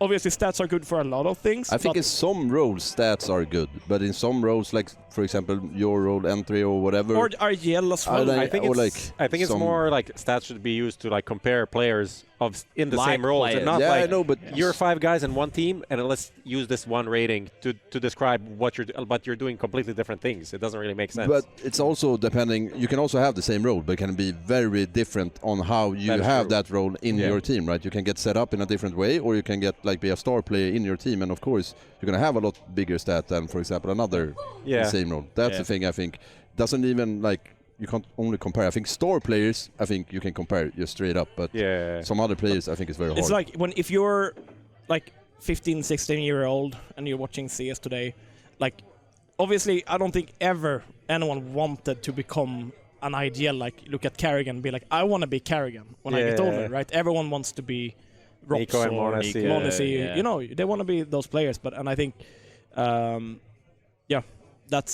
that's an issue as well, because then obviously you have to become shit to take the shit roles. Yeah. It's kind of like that. That's what we see today. Like, same for me. Like, I was entry, became support. So we should like compare you with Donk, basically. I was Donk. Pretty much. Like, that's hard to be like, what is it? Maybe like 14 years ago, I was like Donk. We talked about NIP, like FIfflaren had to fucking leash me. He was the first practice when I joined FIfflaren's team in Source. We played Dust 2. He came into tunnels with me. He didn't have a weapon. I was like, what the fuck? He didn't buy anything? That's weird. He told me, Adam, give me your AK.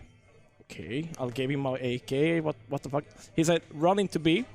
I was like, what the fuck? Are you kidding me? He's like, run into B or I kick you from my team. I was like, okay. Ran into B with a Glock, died. And then he said, yeah, Adam, look at me now. I am literally kind of like, I am the captain now. Sit, dog. That's basically like how I was taught CS, right? You listen to the leader, like you follow his orders. Even though if I was like, you know, aim god, just running around, didn't give a shit. But he had to start somewhere, right? Put a leash on me. People, So that's story time. I like that. I like that story. I once made JKS just run into drop and die first in a round because I was fed up of watching him last. I was like, that's what run into drop and die. He's like, what? I'm like, run in and die. Yeah. Like, all right. Well, fine, he did it. And I was like, baiting. Yeah, pretty much. But that's one of the things, like, even the way that we critique betas now, like, even betas are somehow insulated. So I don't know how. Like, I look at it and they're like, no, he's not baiting, he's getting impact. Like, he's hurting the economy. I'm like, fuck off, man. Yeah. Like, he's actively just baiting. I'm like, what? The game's obviously evolved, and I think, like, we all agree it's played on a much higher and detailed level now, which is good for one reason. But, like, some of these core things that we need to hold on to, not, like, out of a boomer, like, back in our day, but, like, true to the game. Yeah. Right, and I feel that it's such a hard thing to get through all the time, especially with like the sheer amount of matches, the level of detail you get from a viewer perspective. You're watching 10 players, but you don't get the intimacy of understanding exactly the decisions that are going on within any given camp. Yeah. So, and also like you guys will know this, when you're co-streaming, you're only getting what the observers are delivering you, which they're trying to deliver the action. When I watch and I'm live commentating a game, I'm in the GoTV IP or the CSTV, whatever the fuck we're calling it these days. The main thing I watch when doing my job is the fucking map. Yeah. Like I have, Alex has his screen. We have the PGM, which is what everyone at home sees, and I have my screen up, and I'm just looking at the macro of all of that, like talking about this, that, and the other, the nades and everything. Like that's Counter-Strike for me, right? Like obviously the micro and people doing these cool things, that's great, but like Counter-Strike's a team game at the end of the day. Like you can hit as many sick headshots as you want, you can still lose rounds, right? Like I don't know, but we have such a. I love the comment in chat from guy Ypsilon. He's reacting to your guys' stories about IGLing and said, now this would make people want to become an IGL. And telling people what to do? Yeah. Sit dog. Do you think that's what Chopper did to Donk when he joined? I don't think so. No, I don't think so. I think Donk said, I'm going to do whatever the fuck I want most of the time. Chopper, drop me, AK, shut up. Oh, dear. We're going to clip this. We're going to clip this. Put it on shorts or something. There's something there for sure. Banger. Olaf, how do we save Swedish Counter-Strike? Wow. There you go. Olaf, give me your Swedish lineup. I'm asking you questions now. Swedish lineup? Yeah, like give me a lineup. Bro, I can buy it. I don't know the Swedish scene anymore. Okay, players. Well, we have Brollan in Brollan, of course, yeah. I think Brollan and Res. Riflers. Are you still giving Crims a spot? It's either Crims or Isaac, right? Okay. It's those. But I would then pick Crims. I would pick Crims as well for some experience. I would. Yeah. Okay. One player which I think is very overlooked in Sweden is Lekro. I think Lekro still insane individually. And he's also like, he has experience. I would put him IGL. He's IGLing now in he's BC been game. IGLing for a while. Yeah, he was IGLing in NIP back as well. I feel like now you're already too old. You're already... Yeah, that's what I'm thinking. No, I think the difference now as well is that you have Exist coaching. And I like how he asked me, and then he... Okay, sorry. No, keep going. No, but we have Brollan, we have Res, we have... Okay, Brollan, I would pick Brollan, Nilo. Yeah. Nilo, yeah.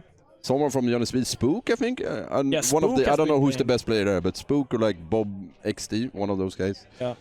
Then Aper, I don't know, man. Aper is do an we have issue. Apers? Draken is like the only Aper we have. Nok, yeah, okay, I would put we have them Nok. Fussy as And well. then Hampus, I have a problem with Hampus because not like I think it's a great. Outside?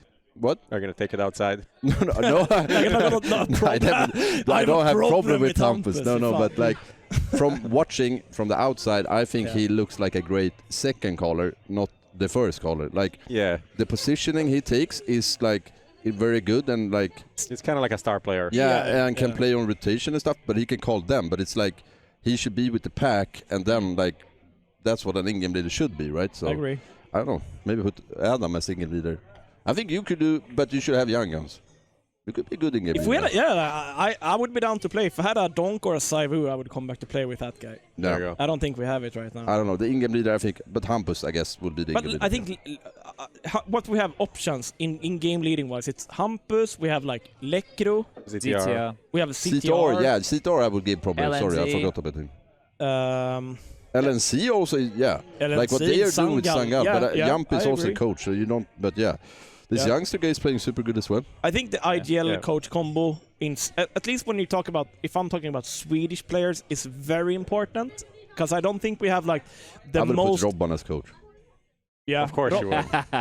I think Exist coaching is great as well. I think he is... of course, biased as fuck, right? But Jumpy, I have never played with Jumpy, but I've heard a lot of good things. Jumpy is really good as well. Yeah, coaching and like knowing CS. So but we had that's what I mean. Like time, and he did really good then. Yeah, we had it. I had Jumpy when we were.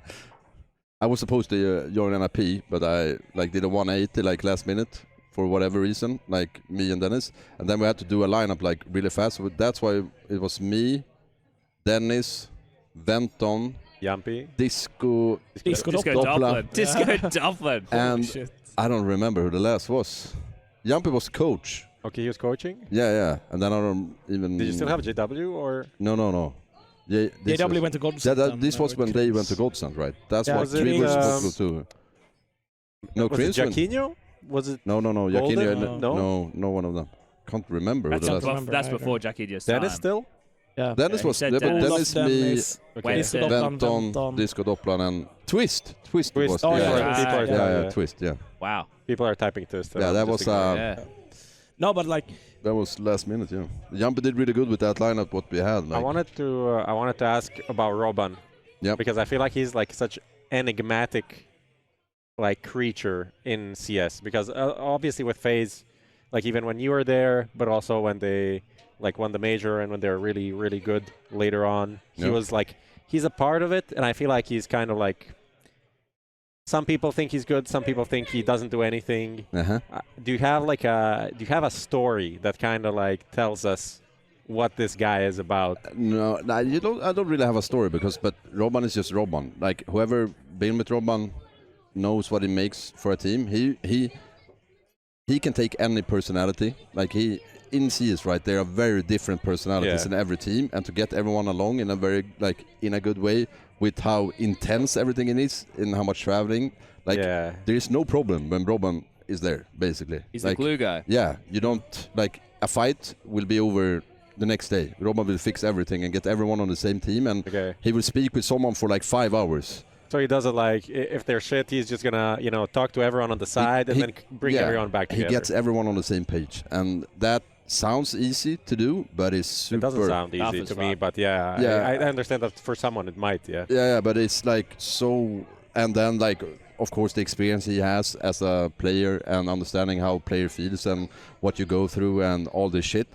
and he's good tactical wise, but he also like, you have Kerrigan, right? Kerrigan likes to run the show. He is like super good. He wakes up in the middle of the night to fucking make a tactic, you know? Like Dreams. He doesn't need anyone to do tactics for him. RobbaN will help like that as well, but I don't know. There is like, he doesn't matter who you play with, and he will take a guy to the side very fast and fix the problem instantly instead of like letting it boil in the team. So yeah.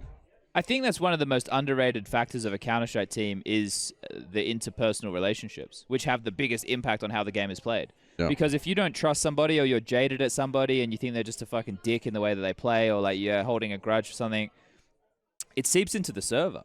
Yeah, and that will happen at one point. Yeah. Because when you're winning, everything is fine, right? Everything is good, but at some point it's going to go bad, and then you're going to be like, it's not me, it's you. Yeah, right? Most people will do, right? And then RobbaN will, like, I don't know, he's so good at that shit. I also think especially now with the international teams, I remember going from NIP where we were all like, you know, the good friends, family, lineup, everything. I went to Optic and we had like, you know, I noticed what I wanted to say is that like people from different parts of the world have different ways of seeing things. Yeah. Like culture, how they are, you know, like behaving in different scenarios and like what you say to a person at a specific time. Maybe Eastern European would be more like, what the fuck are you doing? Don't do that again. Mid-game, whereas a Swedish guy would say like, nice try, come on, let's try again. That's like a very different way of seeing things and doing things. Yeah. And I think that's like I remember what you talk about, like in like the relationship between players in a team. I think that's why for me it makes like no sense for NIP when you talk about, you know, the lineup. Make it if you're close to being a national lineup, just do it at this point. Unless you're buying Simple or Nico or, you know, put in some money at least. Yeah. But I remember talking about what you said about like different culture and seeing thing and how you say thing. I went to FaZe, right? In Fnatic we were very like, didn't say too much to each other if it's something going bad, but we went to DreamHack Malmö and I mean, we lost, we went out to groups, right? This was with Guardian when I just joined. It was our first event and I was feeling so fucking bad. I was walking with Nico, right? And normally in like Sweden, you would say, yeah, there's no problem. We will just go to the next tournament. Now we have to like try our hardest to go like make it through groups or whatever. It's like, yeah, we fucking suck. We have to fucking win the next two events or we fucking shit. I don't fucking care. Like we're dogs if we don't win the next two events. But we won the next two events, and we were like, we went to New York, won like. New York was crazy. Yeah, and like and everything. So like dominant. This. But I remember I was like coming from Fnatic, and we had won like everything, right? And FaZe hadn't really won anything, and I was like, you wanna like in Sweden, you'll be like, okay, first one you go like. You go humble, through the, go through a group. You want to put too much pressure on yourself or the team because that's stupid. But in like, I know Balkan more, it's more like we have to fucking do this. It's like it's like you win or you suck, basically. You know. Yeah. No, for sure. Yeah. Are they Uggs that you're wearing? These ones? Yeah. No, I don't know. I just bought them the other day in a store. I don't know. Uggs. Okay. Slippers. This is something that I'm missing to be like properly Swedish. They look quite. What do you mean, probably Swedish? Just have some slippers for the house. House like some shoes. very. Oh, you don't have house shoes. Some very warm ones, and I didn't bring them to a hotel like these guys. Like they pack this. In Croatia, around the house. Yeah. Are you barefoot, or are you wearing? But you don't bring slippers when you go to events. No. That's something you have to do. Like, but it's also because of practice room and stuff. You like walk back and forth. Yeah. But if I would probably wear like, you know, something like summery slippers, like something open, like thongs, flip flops, Birken, or yeah, something like that. Yeah. Okay. Yeah. So that's. But you wouldn't wear something like this. But I would never be barefoot, especially playing barefoot. I can never. It just feels so wrong. I need to have something. I don't know. This with must my feet inside. This must be an Aussie thing. Like we're barefoot all the time. Yeah. We walk down to the shops. Weather allows it more. Oh yeah, but mate, the ground's fucking hot. You know, like but I don't know. We're animals. We go everywhere. That is pretty animalistic. I don't know Sounds why. very Like animalistic. that's the one thing I've noticed in like being overseas and with a lot of Europeans. It's like, wait, you're not like it's winter time. Why aren't you wearing shoes like on the tiles? I don't give a fuck. It's not a problem. It's cultural. See, we come full circle. You like that? Yeah. You like that? Yeah. We have a Skinionaire to do at some point. With these guys? We can do it with them. It's about Swedish CS. You can well, maybe we'll do it with them because we've been going for a while. Yeah, we can do that. All right, so we got a quiz. Are you guys happy to partake in the quiz? Sure. All right, Lucas, are you ready? Can't hear you, mate. You sound great, though. Ads? Oh, we need to do ads. All right, we never run did some that. ads, and then we'll come back and we'll do Skinionaire. I forgot about that. That's my fault. We're running an ad break. We'll be back in a second.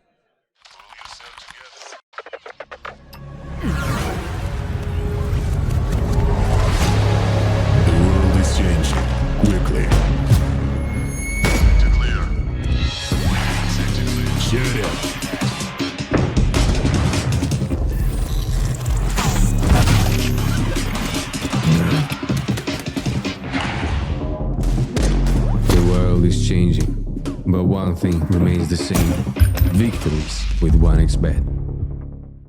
SkinPlace launching an event with a total prize pool of $10,000 in honor of our first anniversary. Just sell skins, claim daily bonuses, complete missions, visit the shop, and participate in the main giveaway with popular skins and a powerful PC. Follow our social media to not miss. Since the dawn of CSGO, we have been there. Observers of all that competition can reveal. Elation, fear, triumph and heartache reach out from every frame. From the small studios and conference rooms to the epic arenas, the feeling is still the same. We live and breathe this game. This was CSGO Through the Lens. Buy now at hltv.org/shop.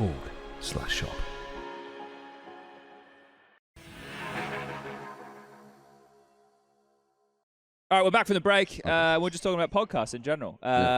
So the one that I do with Yanko and Jason is we start for the first 30 minutes of the show talking about anything. The other day we were talking about my hemorrhoids. Okay. So it's not I like, have to listen to that one, yeah. I think it sounds great. Yeah. Sounds great. He's selling it so well. we did a whole episode called Molding About Balding, and we did about my hair transplant. Yeah. So like we talk about we're doing men's health. Are you gonna do episode 2 so I can join as well? I wanted to do another like follow up, but we never did it. So we probably should. I'd be men's down health to, is I'd like be a down to serious join thing. for that. I have to say this about balding, right? I went to my Instagram DMs for the first time. Like, I don't update on Instagram. I post like once a year or whatever, right? But I went to DMs for the first time ever, and then I see, hey, hello, we are searching for you, la la la. We want to do a sponsorship with you, like for hair transplant. And, we fly out to Turkey for 5 stars, and I sit down. I was like, what the fuck? Bloody hell! Yeah. You're getting feel? a subsidized deal, mate. I don't know. I have to think about it, man. I don't know. It's not too bad. Yeah, I mean, I'm he not did gonna- it. I did it. Yeah. But I'm still too early to see anything. So Okay. Yeah. A lot of Fur, Fallen, and Taco all did it. Yeah. Yeah, those 3 guys. Yeah. It's not much. Look, it's surgery. It's not much. Look, if you don't give a fuck, then you probably don't give a fuck. But if you're insecure like me, then maybe you care a little bit more. But once you shave your head, you don't care anymore. It doesn't I'm matter. a dad now, so I'm letting everything go. No, fair enough. Yeah. All right. Enough from the hair transplant. We're going to do Who Wants to Be a Skinionaire. This is brought to our lovely viewers by SkinPlace. Now, it's 5 questions, multiple choice. The 2 of you can work together. Every question you get right, the slider will move up, and there's a chance for a $50 skin to be given away to one of our lucky users in chat. Now, our users in chat, maybe you're new because you see Olof and Friberg's lovely faces on the screen. You think, let's tune in and see what this is all about. Type SkinPlace in chat right now as your entry, your raffle ticket as a chance to potentially win. Gentlemen, are you ready to hit the Who Wants to Be a Skinionaire hype train? Yeah, let's go. All right. People in chat, start typing SkinPlace, and let's kick things off with question number 1. How many majors took place in Sweden? 2, 3, or 4? Jönköping and Stockholm, that's one I know. No, it was been 2 in DreamHack. Oh, 2013 yeah. DreamHack, 2014 DreamHack, and then Stockholm, so 3? Yeah, that's true. Damn, they worked it out quick. 3 of them. I love Olaf just deleted that one. Yeah. You deleted the 2014 one. Yeah. All right. That Well, let's lock this one in. We're going to go with 3 as the answer, conferring with Lucas. And the correct answer is 3. All right. Nice. It's a great start. Nice soft start. It is wild after 10 years that then we came back to Stockholm. Yeah. With how big Sweden's been in esports. Yeah. Or Counter-Strike especially. All right, question number 2. One of these Swedish players has the most MVPs plus EVPs at 18. The other 2 have 14 and 13. Who has 18? Flusher, Crims, or Olof? Just to put it in context. And EVPs stuff. I think it can be Flusha. I think so too. Yeah. I have no idea how many I have, so... Krims, how many MVPs do we have? You know that, right? Crims has played a long time, yeah. But did he really get that many EVPs then? I think Crims has 4 or 5 MVPs. 4 or 5 MVPs. But I think EVPs, I think Flusha has a lot. Yeah, I would say Flusha. I would probably say Flusha here. Yeah, I think so too. Okay. Because after Did you write these? Dimitri wrote this, but I know the answer. Okay. I have no idea. I don't know how many I have, so... Do we this one is for you. We'll say Flusha then. Okay. I think Flusha, yeah. All right, locking in A, flush up. Correct answer is... Correct answer... Crims. It was Crims. Yeah. Wow. Yeah, but that's probably...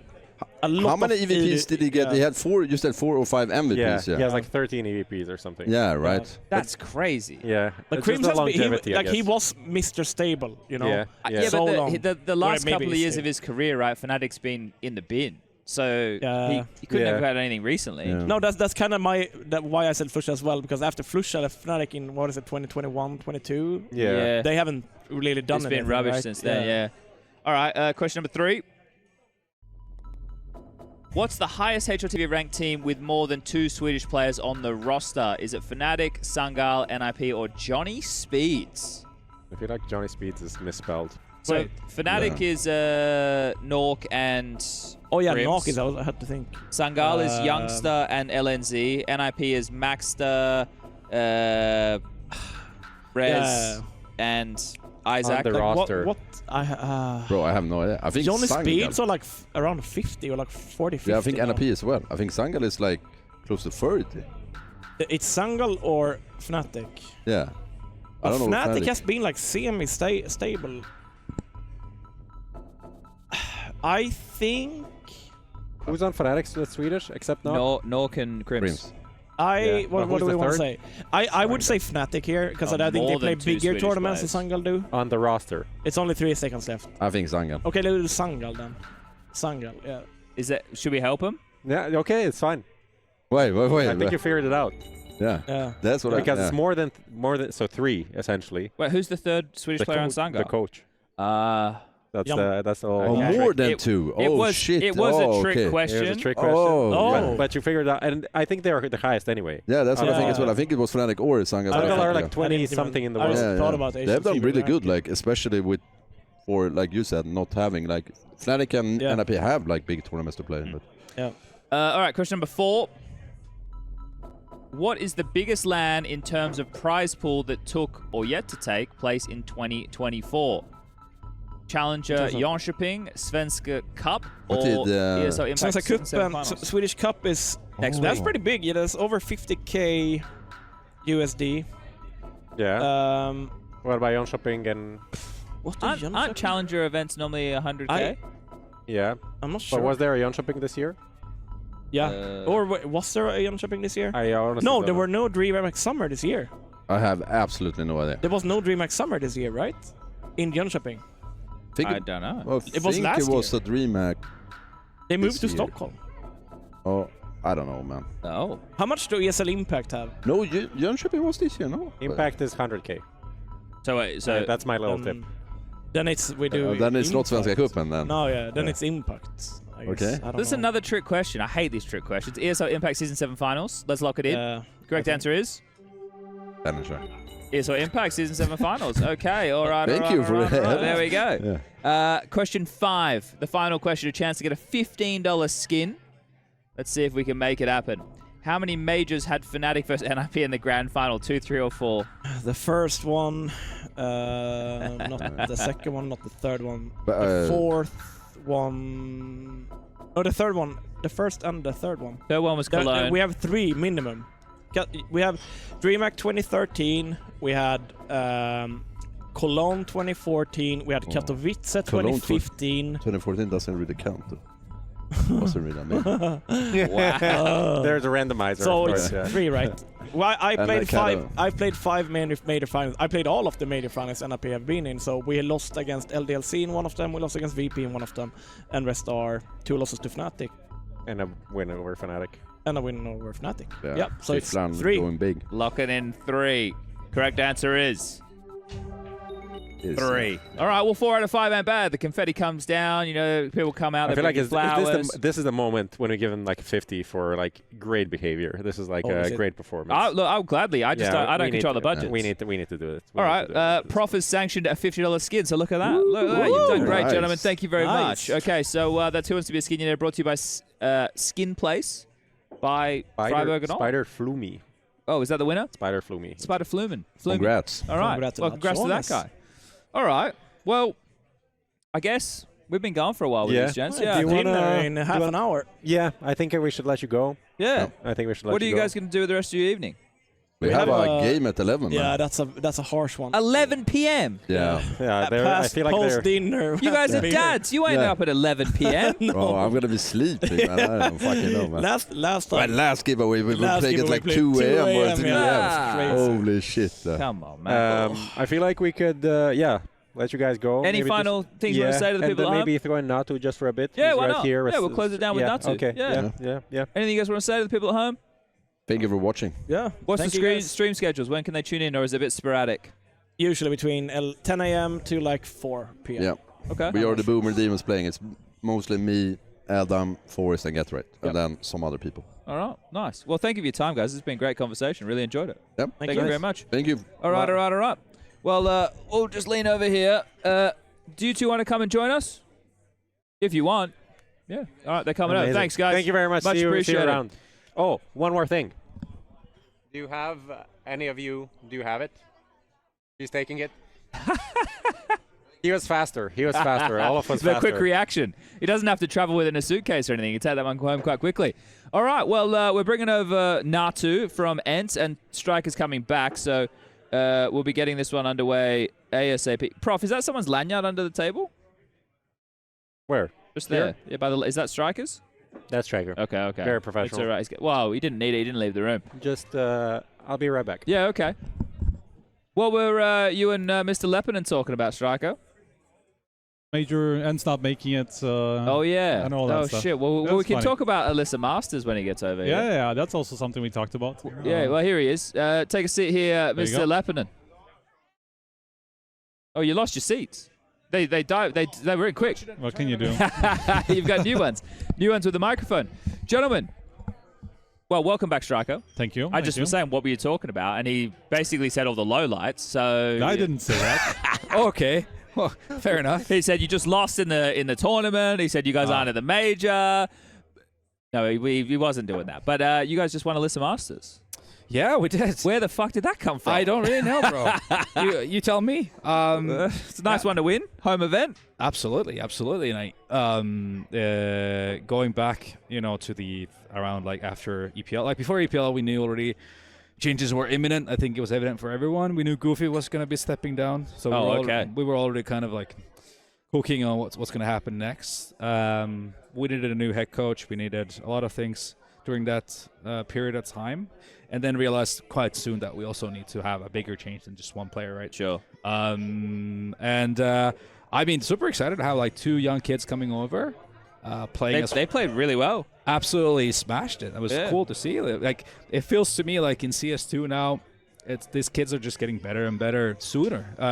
I think one of the reasons maybe because they don't have the baggage of having played 15,000 hours of CSGO, so they don't have to unlearn things from CSGO and then learn CS2 things, which they will learn faster than us boomers will. Yeah, that's true. First of all. We're stuck in our ways. And they shoot hard, and their decision-making is on point already, so yeah, a lot of fun and to Glaive see. Played well? He was back. Turning back the years, wasn't he? Yeah, it was a bit of a classic. A bit of a classic from Glaive. Yeah. And also, like, them having practice for, I don't know, a week or whatever. Yeah. Looked like a pretty cohesive unit already, so... Well, NK obviously coming in as well as the coach. It had been a while since we had really heard his name being thrown around. Mm-hmm. I guess, because for me, I'm really interested in the coaching stuff, but I'm never really going to get enough detail from anybody to learn anything to ever actually become a coach. But, like, I remember we talked to NK at Pro League. He couldn't stand behind the team because he would just joined. Right. So he was kind of there witnessing everything going down.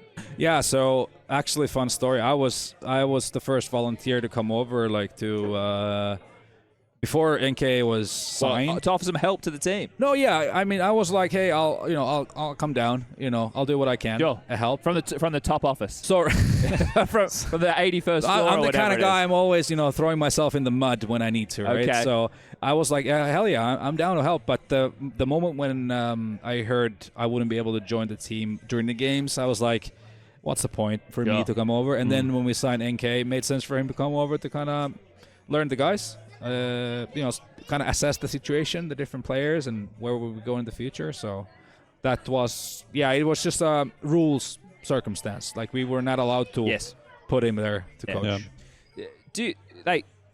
I think it's quite interesting to have people like yourself who are seasoned veterans in the Counter-Strike scene in more ways than one, right? Like the hands-on, tangible playing experience from back in the day, right? Probably not. I don't know, but they should, right? As far as like Finnish Counter-Strike is concerned. Well, you mean it's I see what you're saying. Yeah. Okay, well, Natu in the 1.6 days, and then even in the early CS:GO days, was a professional Counter-Strike player. In case people weren't familiar with that, and Finland back in 1.6 was one of the top dogs, and you used to play with like the best Finnish players. Full stop. Right? You were the top of the pops there, and I always wanted to beat him, but he decided to go and for his wedding. He didn't. That's how scared he was of playing against my boys. Yeah. He decided to get married. He had to get married. That's the excuse he had to come up with. I can't believe it. Sorry, that was just before the 3D Max thing, or they had to use a stand-in. Yeah. So we had already had that date set like a year before. We wanted to get married on Valentine's Day. Very romantic. 2015. I mean, obviously, let's be honest, it was my wife, but I was just tagging along as you do. Saying yes. Yeah. Saying yes, that's my duty, and paying for most of it, right? But unfortunately, didn't get to play. It was pretty horrible because the wedding was on Saturday, and we ended up playing on a Sunday, so I got to watch the whole thing. Hungover as shit.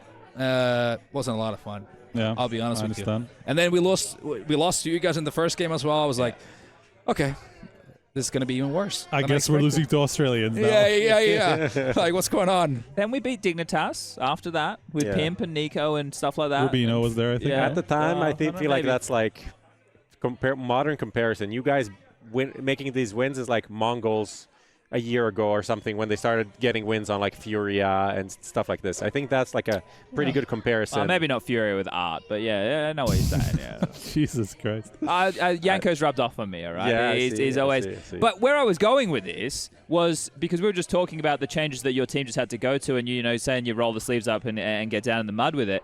But because this is. The conversation we were just having with Adam and Olof was great, and we were talking about like relationships within players and RobbaN and what he kind of offered in that dynamic. When you look and you talk to these kids today, do you still see a lot of like the same shit that we were dealing with and went through of like the interpersonal relationships? It still exists now, or do you think that's evolved and changed? I think it's the same. It's the same, it's but just human nature, really, I guess. No, yeah, for sure. I mean, they learn faster. Because a lot of things. There's so much material nowadays that they can dwell into, not only when it comes to learning the game from a mechanical perspective, but also understanding the psychological aspect, understanding what the social skills mean, that kind of stuff. And also we have performance coaches, they facilitate, you have managers, coaches, analysts, the whole shebang to make sure that you're catered to kind of learn as fast as possible. So, they go through the same problems, I think. That will never change. It's always going to be an interesting dynamic where it's 5 players plus the coaching staff, so a very, very small group of people. There's always like every individual's what they're bringing on the table from a social perspective will always affect the whole bunch, right? And I don't think that will ever change, to be honest. Yeah, I guess that's just the nature of like teams and being in groups of people like that and learning to be human beings. I think JL put it pretty well. It was like sometimes you spend more time with your team than you do with your family, right? So it becomes a different beast. Yeah, for sure. What about the broader perspective at the moment, I suppose, seeing the way that 2025 is going to shape up? You guys were a partner team in the Louvre agreement with ESL. Obviously, that's going to change. What do you make of Valve's lever pulling, let's call it? I mean, I felt like they came out with everything without really thinking it through, as we can see how it's going to be panning out for 2025. It's becoming interesting, to say the least. So maybe, like, my big problem with Valve is the fact that they want to be so hands-off. So if they're going to kind of come in and say this is the way things are supposed to go, like, you're not supposed to be partnering up with leagues and that kind of collaborate together with teams to try to make a sustainable business, then I would appreciate if our game developer would have a more hands-on approach and actually communicate with everyone and try to come up with some sort of a middle ground. Hey, how can we make this work for everyone? Because I think we need all these different parties to run certain sort of a business so that we can all kind of, have this whole entertainment that we all want to have. Can I just ask you this question then? Sure. Are there other titles that you've been involved in where the developer... Absolutely. So which would be an example that you'd like to see more akin to? I mean, we have active discussions with all the different game developers. Like, for example, Ubisoft, we're in Rainbow Six nowadays. We have a pretty active relationship there. Going into that game, or back into the game earlier this year, was because of the discussions we had, understanding what is the roadmap looking like for the future. Sure. We took a whim on Overwatch, which is one of the teams we have nowadays. We have one of the best European teams in that game right now, but we also have an active discussion with Blizzard. They don't necessarily yet have the big picture all set for the future, but at least there's a dialogue going on all the time. So we just want to kind of understand as teams that what's going to happen down the road. How can we can't go into a year with just an open sheet, not understanding anything, because we sort of have to budget things. We sort of have to consider a lot of factors. We employ, at the moment, ENCE is more than 20 people in the staff, and then you have all the players, you have all the coaches and everything. So, that doesn't just come out of nothing, right? We have to be able to kind of look into the future, hopefully. The good thing is that we've done pretty well from an economic standpoint over the years. So we have a pretty solid, or we can look from the longer term. But I mean, when you don't necessarily know what's really happening, it's super hard to plan, right? And all you just want to know is, how are we going to play? What are we going to play? Where are we going to go in the future? It's not like we're asking for a lot. Just asking for basic things that we can plan around. Yeah. Okay. I mean, they are relatively receptive to feedback. It's more about it's not much more of a dialogue as occasional chances to speak to them and see where they stand, right? So it's more like it's a very distant parents type situation, where you can, unload on them in certain, like at majors and stuff like that. But that's kind of the only, that's where it stops. Do you think they'll be in China? Yeah. Probably. Yeah, they will be in China, I'm sure. They didn't go to Stockholm. They were in Copenhagen. Quite a lot of them. Were they in Antwerp? Like 6-7 people. At least 5. At least 5. Yeah. I don't know if they were in Antwerp or not. They were in Rio, though. Personally, my interactions with them were mostly back when I was doing broadcast at events. We asked them questions why things are a certain way, and they would counter you with their own question without actually answering anything. So it was never like you actually understood anything. It was just them asking you questions back, and the conversation never really led to anything. I've recently had much better conversations with them. So maybe they've yeah, but I see Valve traits coming out in you, motherfucker. Like when I ask you a question sometimes on the podcast, he'll do the classic Valve pause. He'll actually think. Do what the rest of us do. Just start talking. See what's going to come out of your mouth. The Valve pause is one that you pose a question. They sit there and look at each other, and then they go, well, no, this is what he meant. And then they have a conversation with you. It's like, come on, guys. I know like I'm an idiot. But like the twin situations where like they have like a non-verbal communication. There's like, who's going to take this voice? Yeah. That's kind of what it feels like sometimes, yeah.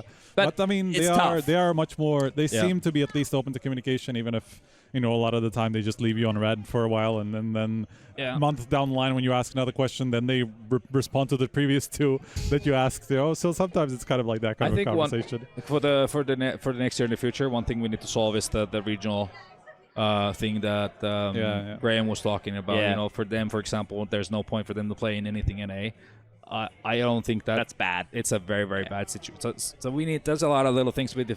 So I take 2025 more as a kind of a demo year for the future, and then I'm hoping for 26 we're gonna see some tweaks. And I think we're fortunate with how long we've been involved with Counter-Strike that my perspective on it has changed. Like, it doesn't have to be perfect now, and I don't ever think it will be perfect because everything will constantly evolve and change.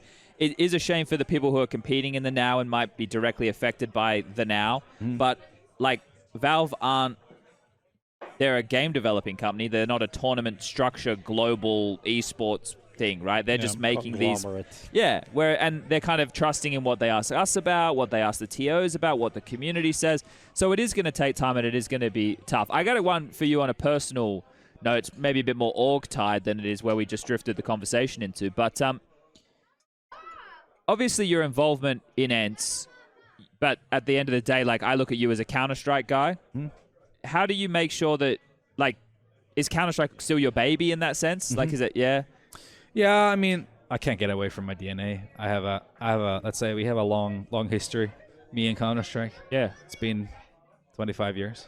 I mean, of course, I look at the broad picture. I always, as a shareholder, also think about how can we build other pillars. Counter-Strike has been the one that's been, building what we are today. So I have to think of the broad picture. But of course, Counter-Strike is always going to have that special kind of a relationship. I mean, for a little bit there, CS was kind of the only thing you guys had, right? I mean, maybe a couple of single players, some had here StarCraft and there. for a while. That was surreal. Yeah. No, true. Yeah, I think this year has been a year where we've expanded again to different games. Yeah, we still have the main Counter-Strike team. We have the academy. We have the women's Counter-Strike team, and then we have this what we call the ENCE Prospects, which is like a youth program kind of a thing. The younger gen players. So 3 to 4 Counter-Strike teams. Yeah. I think that's plenty for one organization. Yeah. No, but it's just with some of these other names that were established in the 1.6 era and carried into all these different titles. Now they have like LEC teams and right, and they work Counter-Strike. And then the people who are at the top of those orgs are Counter-Strike people. But it feels like they lost touch with the Counter-Strike side of things, and their teams definitely suffered for years because of that. Yeah, I think that's a strength we have, is that we have people like myself in the background. We have Lurpis as well, as a shareholder, not an active member, right? What's Tommy doing these days? God knows what. I think tweeting random shit about Trump, I can tell you that much. Okay. I mean, still hating on Tesla. I don't want to. I mean, I don't want to go into his personal stuff. So yeah, he's doing what he's doing. But yeah, no, we. I mean, of course, I'm the #1 consultant, anything and everything Counter-Strike. Like That's great. When we were doing this, for example, the latest change, I was very much like, our GM asked me. The first thing he did was ask me to go through like a round of interviews with everyone. Kind of pick everyone's brain and see what my conclusions was, what kind of we need to do. Sure. And who do we need to trust, if you will. And so, yeah, I mean, everyone else in the company understands my value in that sense when it comes to CS. And I like that. And I want to be involved. I want to win the pulse. I also say to the team that I also want to be not too much involved, but I want to be relevant. I want to be a guy they can always message, they can always talk to, we can talk CS, we can talk about, I mean, I don't know the meta macro level stuff of today's CS as much, right? But I know what Counter-Strike is. I know what it means to build succeeding teams. So I can help in certain ways. And it might not be something, a big that we talk about, let's say, with for example, back in the day with Snappy, we spoke a lot. We were really bonded. We still talk. And we're still good friends and send messages to one another on mostly just live stuff outside of this bullshit that's called Counter-Strike, right? But I like that, to have that relationship, because it also feels like I'm more involved and I want to be able to contribute, but not be in a way or say anything when it comes to how they play or what they do on the server. That's their expertise. But it might be like all the surrounding things where I can kind of pick their brain on. Sure. I was tuned into the Elisa Masters, and I put on the Finnish stream to get the authentic. And I was in there, and I was like, I just like the way it sounds. Like the way the Finnish sounds, like I think it sounds nice to listen to, right? People were asking chat, how come you don't have a Finnish accent? I don't know. I mean, was that always like that? I don't remember you ever had Because obviously you worked on broadcast and stuff, so you would try to not have a... but you haven't had this, I mean, but I don't remember you. before, yeah, I don't know. I mean, it has to... I don't know. I mean, English was always easy for me in school back in the day when I was a kid. Maybe it's something I've inherited through my because the Finnish accent is very peculiar. Yes. You know it's what? very. You know what's funny actually? I mean, Kasperski literally sounds Finnish. If I didn't know he was Polish, I would 100%. I would peg him as Finnish. Did you see the clip where they were honoring his success we were in talking the school? about it earlier. That was also very Finnish. The reaction is like, I don't want to be here. Can I go away? Did you talk to him about that at all? Because we were speculating about it. Yes. I this is my running theory. His mum's like the principal or something. And she's organized this nightmare scenario for like an 18-year-old kid who's going to fucking hate it. But it was interesting to watch. I hope he inside was very happy. Because if the other version is not as fun. Oh, I mean, I'm going to have to plug our YouTube channel. You should go watch our BTS if it's come out. I haven't checked. But I saw on Twitter you did. Okay, it was supposed to come out today. I wasn't sure I have been able to check. But you should. It's a 30-minute one from the event. And okay. Yeah, he was definitely happy for sure. And it seems like a bit of a character, especially like within the team. Yeah, that's nice. We were just saying that. I mean, that's inside the team or inside CS. I mean, it looks like he's quite emotive and quite shouty and all that. Absolutely. What about the French kid, Natu? I'm saying that right? Yeah, I don't know where he came up with that nickname. I actually had a discussion. It's like, why are you fake nicking me? No. An anime like character. it's funny. Fun fact: I used to have this fake nickname back in like 1.6 where I wrote my nickname as NAITHJY. So apparently he watched some YouTuber or something called Natu, like NATU. That was French. When he was a kid. So then he came up with the thing. It's like, okay, well, it kind of makes sense. It has a similar... Okay. Yeah. Right? But I had the hardest time writing that nickname in the right way because of how my brain was styled in how to write that fake nick I used to. Okay. So it's merged into one thing. You should just make him change alias. So listen, we'll keep paying him, but you got to use my old fake name. Yeah. We'll get it changed on HLTV, no dramas. But he got some good praise from like Apex, and I think he was probably part of KRL's thing, like Gen 1. Gen 1, Yeah. Like, I can't believe KRL is still doing that. Like, the way he's active in the scene, there's all these different pillars and figures who are like active in different areas. Like, I only learned this recently. It shows you how bad I've done my fucking research. And when I say recently, I mean within like the last couple of years. But I didn't know like it was the Roman who was the like one of the top dogs over there at Big. Oh, Roman R. Roman R, yeah. Is it Roman R or just Roman? Roman R. Okay, yeah, well, that's the thing. I remember watching the Frag movies, and there's Roman and Roman R. They're two different players. Yeah, but I was like, because one had capitalization and one didn't. Yes, true. The one that was Mouseports like towards the end of 1.6. That's not the one. That's not Roman R. It's the older. No, it's not. That's the normal Roman. I used to play. I played against Roman R. I think in like a CPL Oslo in 2002. Yeah. So yeah, he's like the for a bit of a perspective there. Yeah. Fucking hell. The star we knew from Mouseports. Jesus. The star we knew from Mouseports from like 2011, 12 is different guy. Different guy. Yeah. Well, that's the thing. Like Don't they have another also former mouse guy? Then Blizzard. Yeah, right. Yeah. They do too. He's also big now. Yeah. But it's for crazy. For Natu, like around the time when you guys were on for some reason talking about Bro having a trial at ENCE. We were testing him as well, and I think everyone liked the test he was having, but also realized that it's not like we can't just plug him in. We need to make another change. We need a player who is aggressive as well, someone who can just do like for the sake of not having a better word for it, random shit. So that's where xKaspercky became a component of the lineup, right? But yeah, just a very reliable guy, and for his age, he seems super mature already. He's like 19. That's Bro you're talking about now. Huh? That's Bro you're talking about now. I'm talking about Natu. Oh, okay. Natu. Yeah. Super professional from day one, and also performed super well at Elisa already. Like the way he plays part positions, having to anchor and play not the most flashiest of positions, and coming off the way he did in the big picture, I can only be happy about it. It's a good start. Well, what does the rest of the year look like for the team? That's the hard part, right? I mean, not a lot to play, huh? Yeah, this freaking major cycle for this end of this year is just eating up everything. Like, there's not a whole lot to play. It's going to be some online stuff. Trying to grind some points for the... Is that risky, like considering like points that you could give away? We have to think about it. You have to... It's a consideration. What do we actually commit to play because of the point situation? Because right now, I think in Europe, we're like somewhere 18th, 19th, whatever. And in the world, I think 23, whatever, in the Valve rankings. So yeah, it's a consideration we'll have to think about. But we still do need to get points.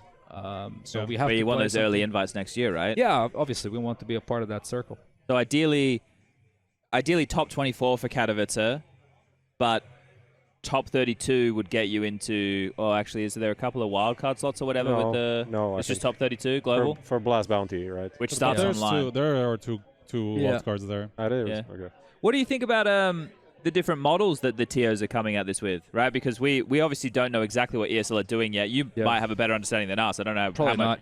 Okay. Yeah, I don't think anyone... I think everyone's still waiting on that, probably. Yeah, well, because they're obviously doing something incentive-based. Blast are doing the frequent flyer program. Yeah. PGL's like heavy leaning into prize money. What do you think about the different strategies? I mean, I think first of all, it's we were just discussing that prior to jumping in, that it's something that I think teams and organizations need to have an open dialogue with the team, between the team and the org, of what the preferences are and why certain preferences might be, so that you don't go in blind or without having that discussion of understanding why would we have to go to this event or that event, depending on strain, depending on this kind of bonus programs and things of that nature. I think that's going to add a completely different dynamic to this whole thing, and I think it's great. You think there's going to be like a bit of friction between the players and the organizations? Potentially. Because the organization is picking a tournament that the players are like, why are we playing this and not this, or skipping this, you know? Yeah, exactly. Potentially there can be, unless you have an open dialogue with the team. Yeah. And I suspect some orgs might not have this as an open discussion about that as they maybe should have. And then also comes the matter of events being all across the globe, so that's where mental health issues, burnouts, that kind of stuff also comes into picture, and thinking of skipping certain events, and there's going to be deductions of the money gets shared through the rev share programs if you skip certain amount of events and things of that nature. So, like I said, this following year is going to be like the trial period of this new Valve situation. I think the TOs will learn a lot too. Some of them might get burnt along the way. We'll see. I was a bit surprised that PGL went for this route of just massive prize pools and, fuck the rest of it, basically, kind of an attitude. I thought that was a bit interesting, considering where they kind of come from as a business. But, hey, everyone has their own right to do the things they wanted. Yeah, I think if anything, it's as much as it might not turn out good for them, it is an interesting experiment, and it's good that we are getting it as a circuit, even if, it seems that they didn't necessarily do the right thing in that aspect, in terms of long-term future, or allowing themselves to become the big dog as well. So that's, it's still going to provide us a lot of good data in terms of how we should approach these kind of things and all that stuff. So I can't blame them for it, at least. Yeah, I feel for there needs to be a relationship between the TOs and the teams. I think those two are kind of the facilitating two entities in this whole industry that bring the entertainment, and of course we need the game, so that's where the game developer would come into the picture. But if they don't want to be a part of the active dialogue, then at least have dialogue and some kind of collaboration between the TOs and the teams, so that everyone's gonna be scratching each other's backs. It's gonna be interesting to see where we go. I'm excited for the ride. We keep saying there's lots to talk about. Yeah, there is. All right. Oh, Tommy? That's not Lurpus. No, that's not Lurpus. That's another guy.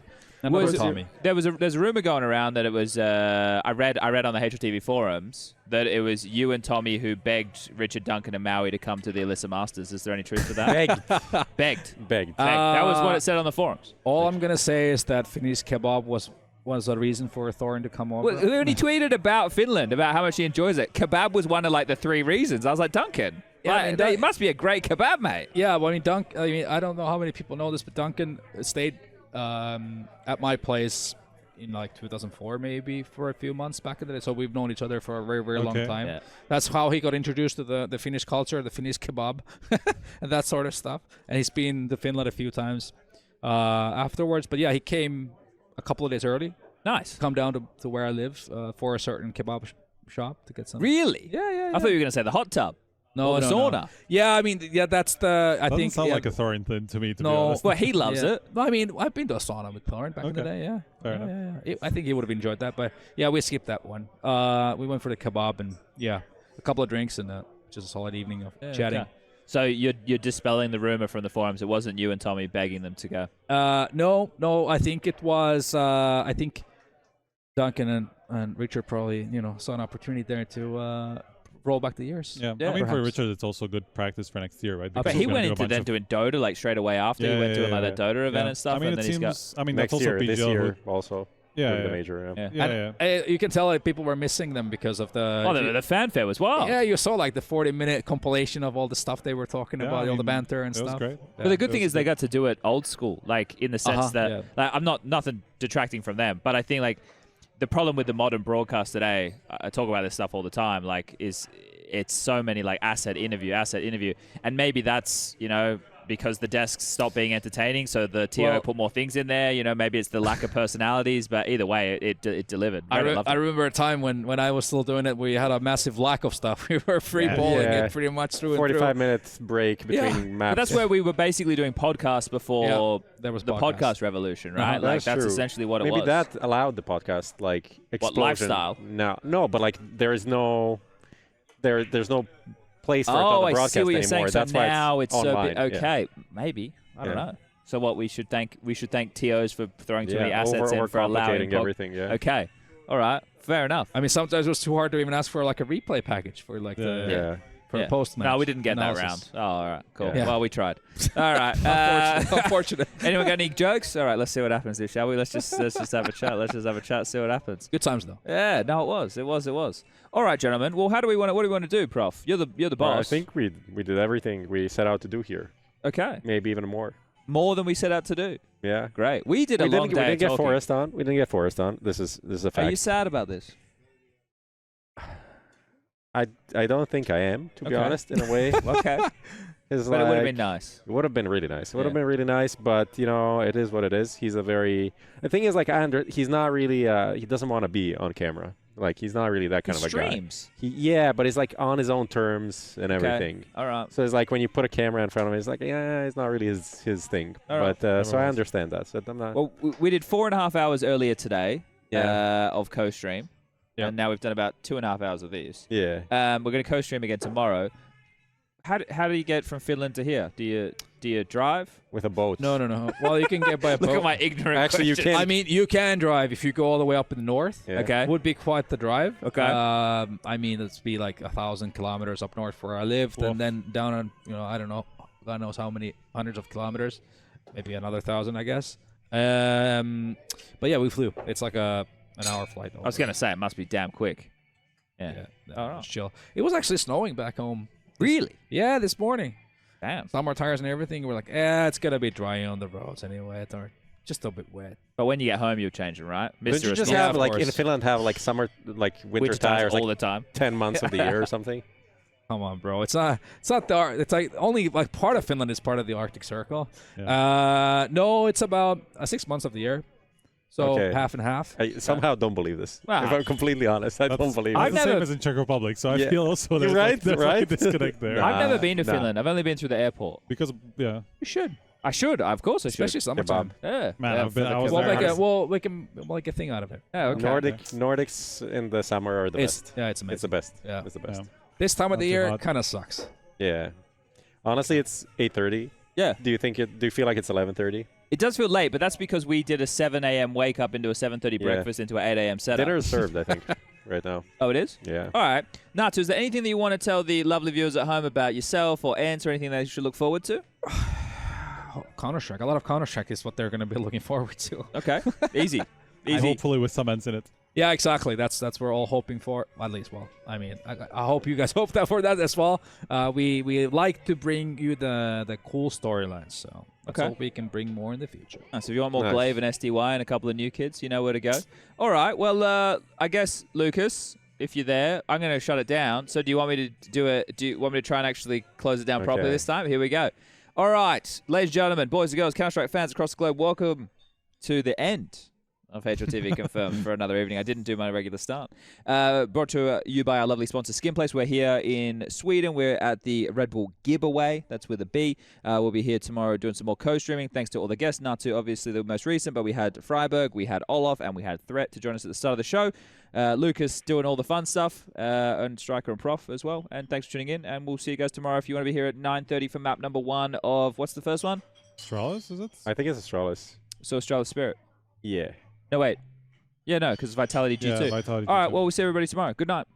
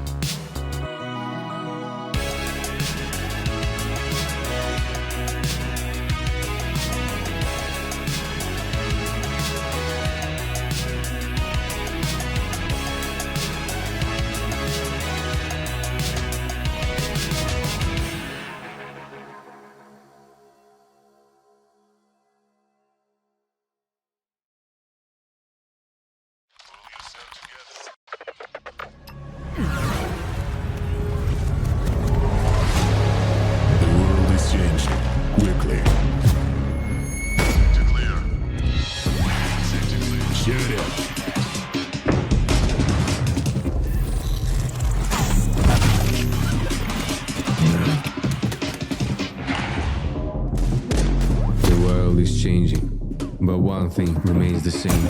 Victories with 1xBet.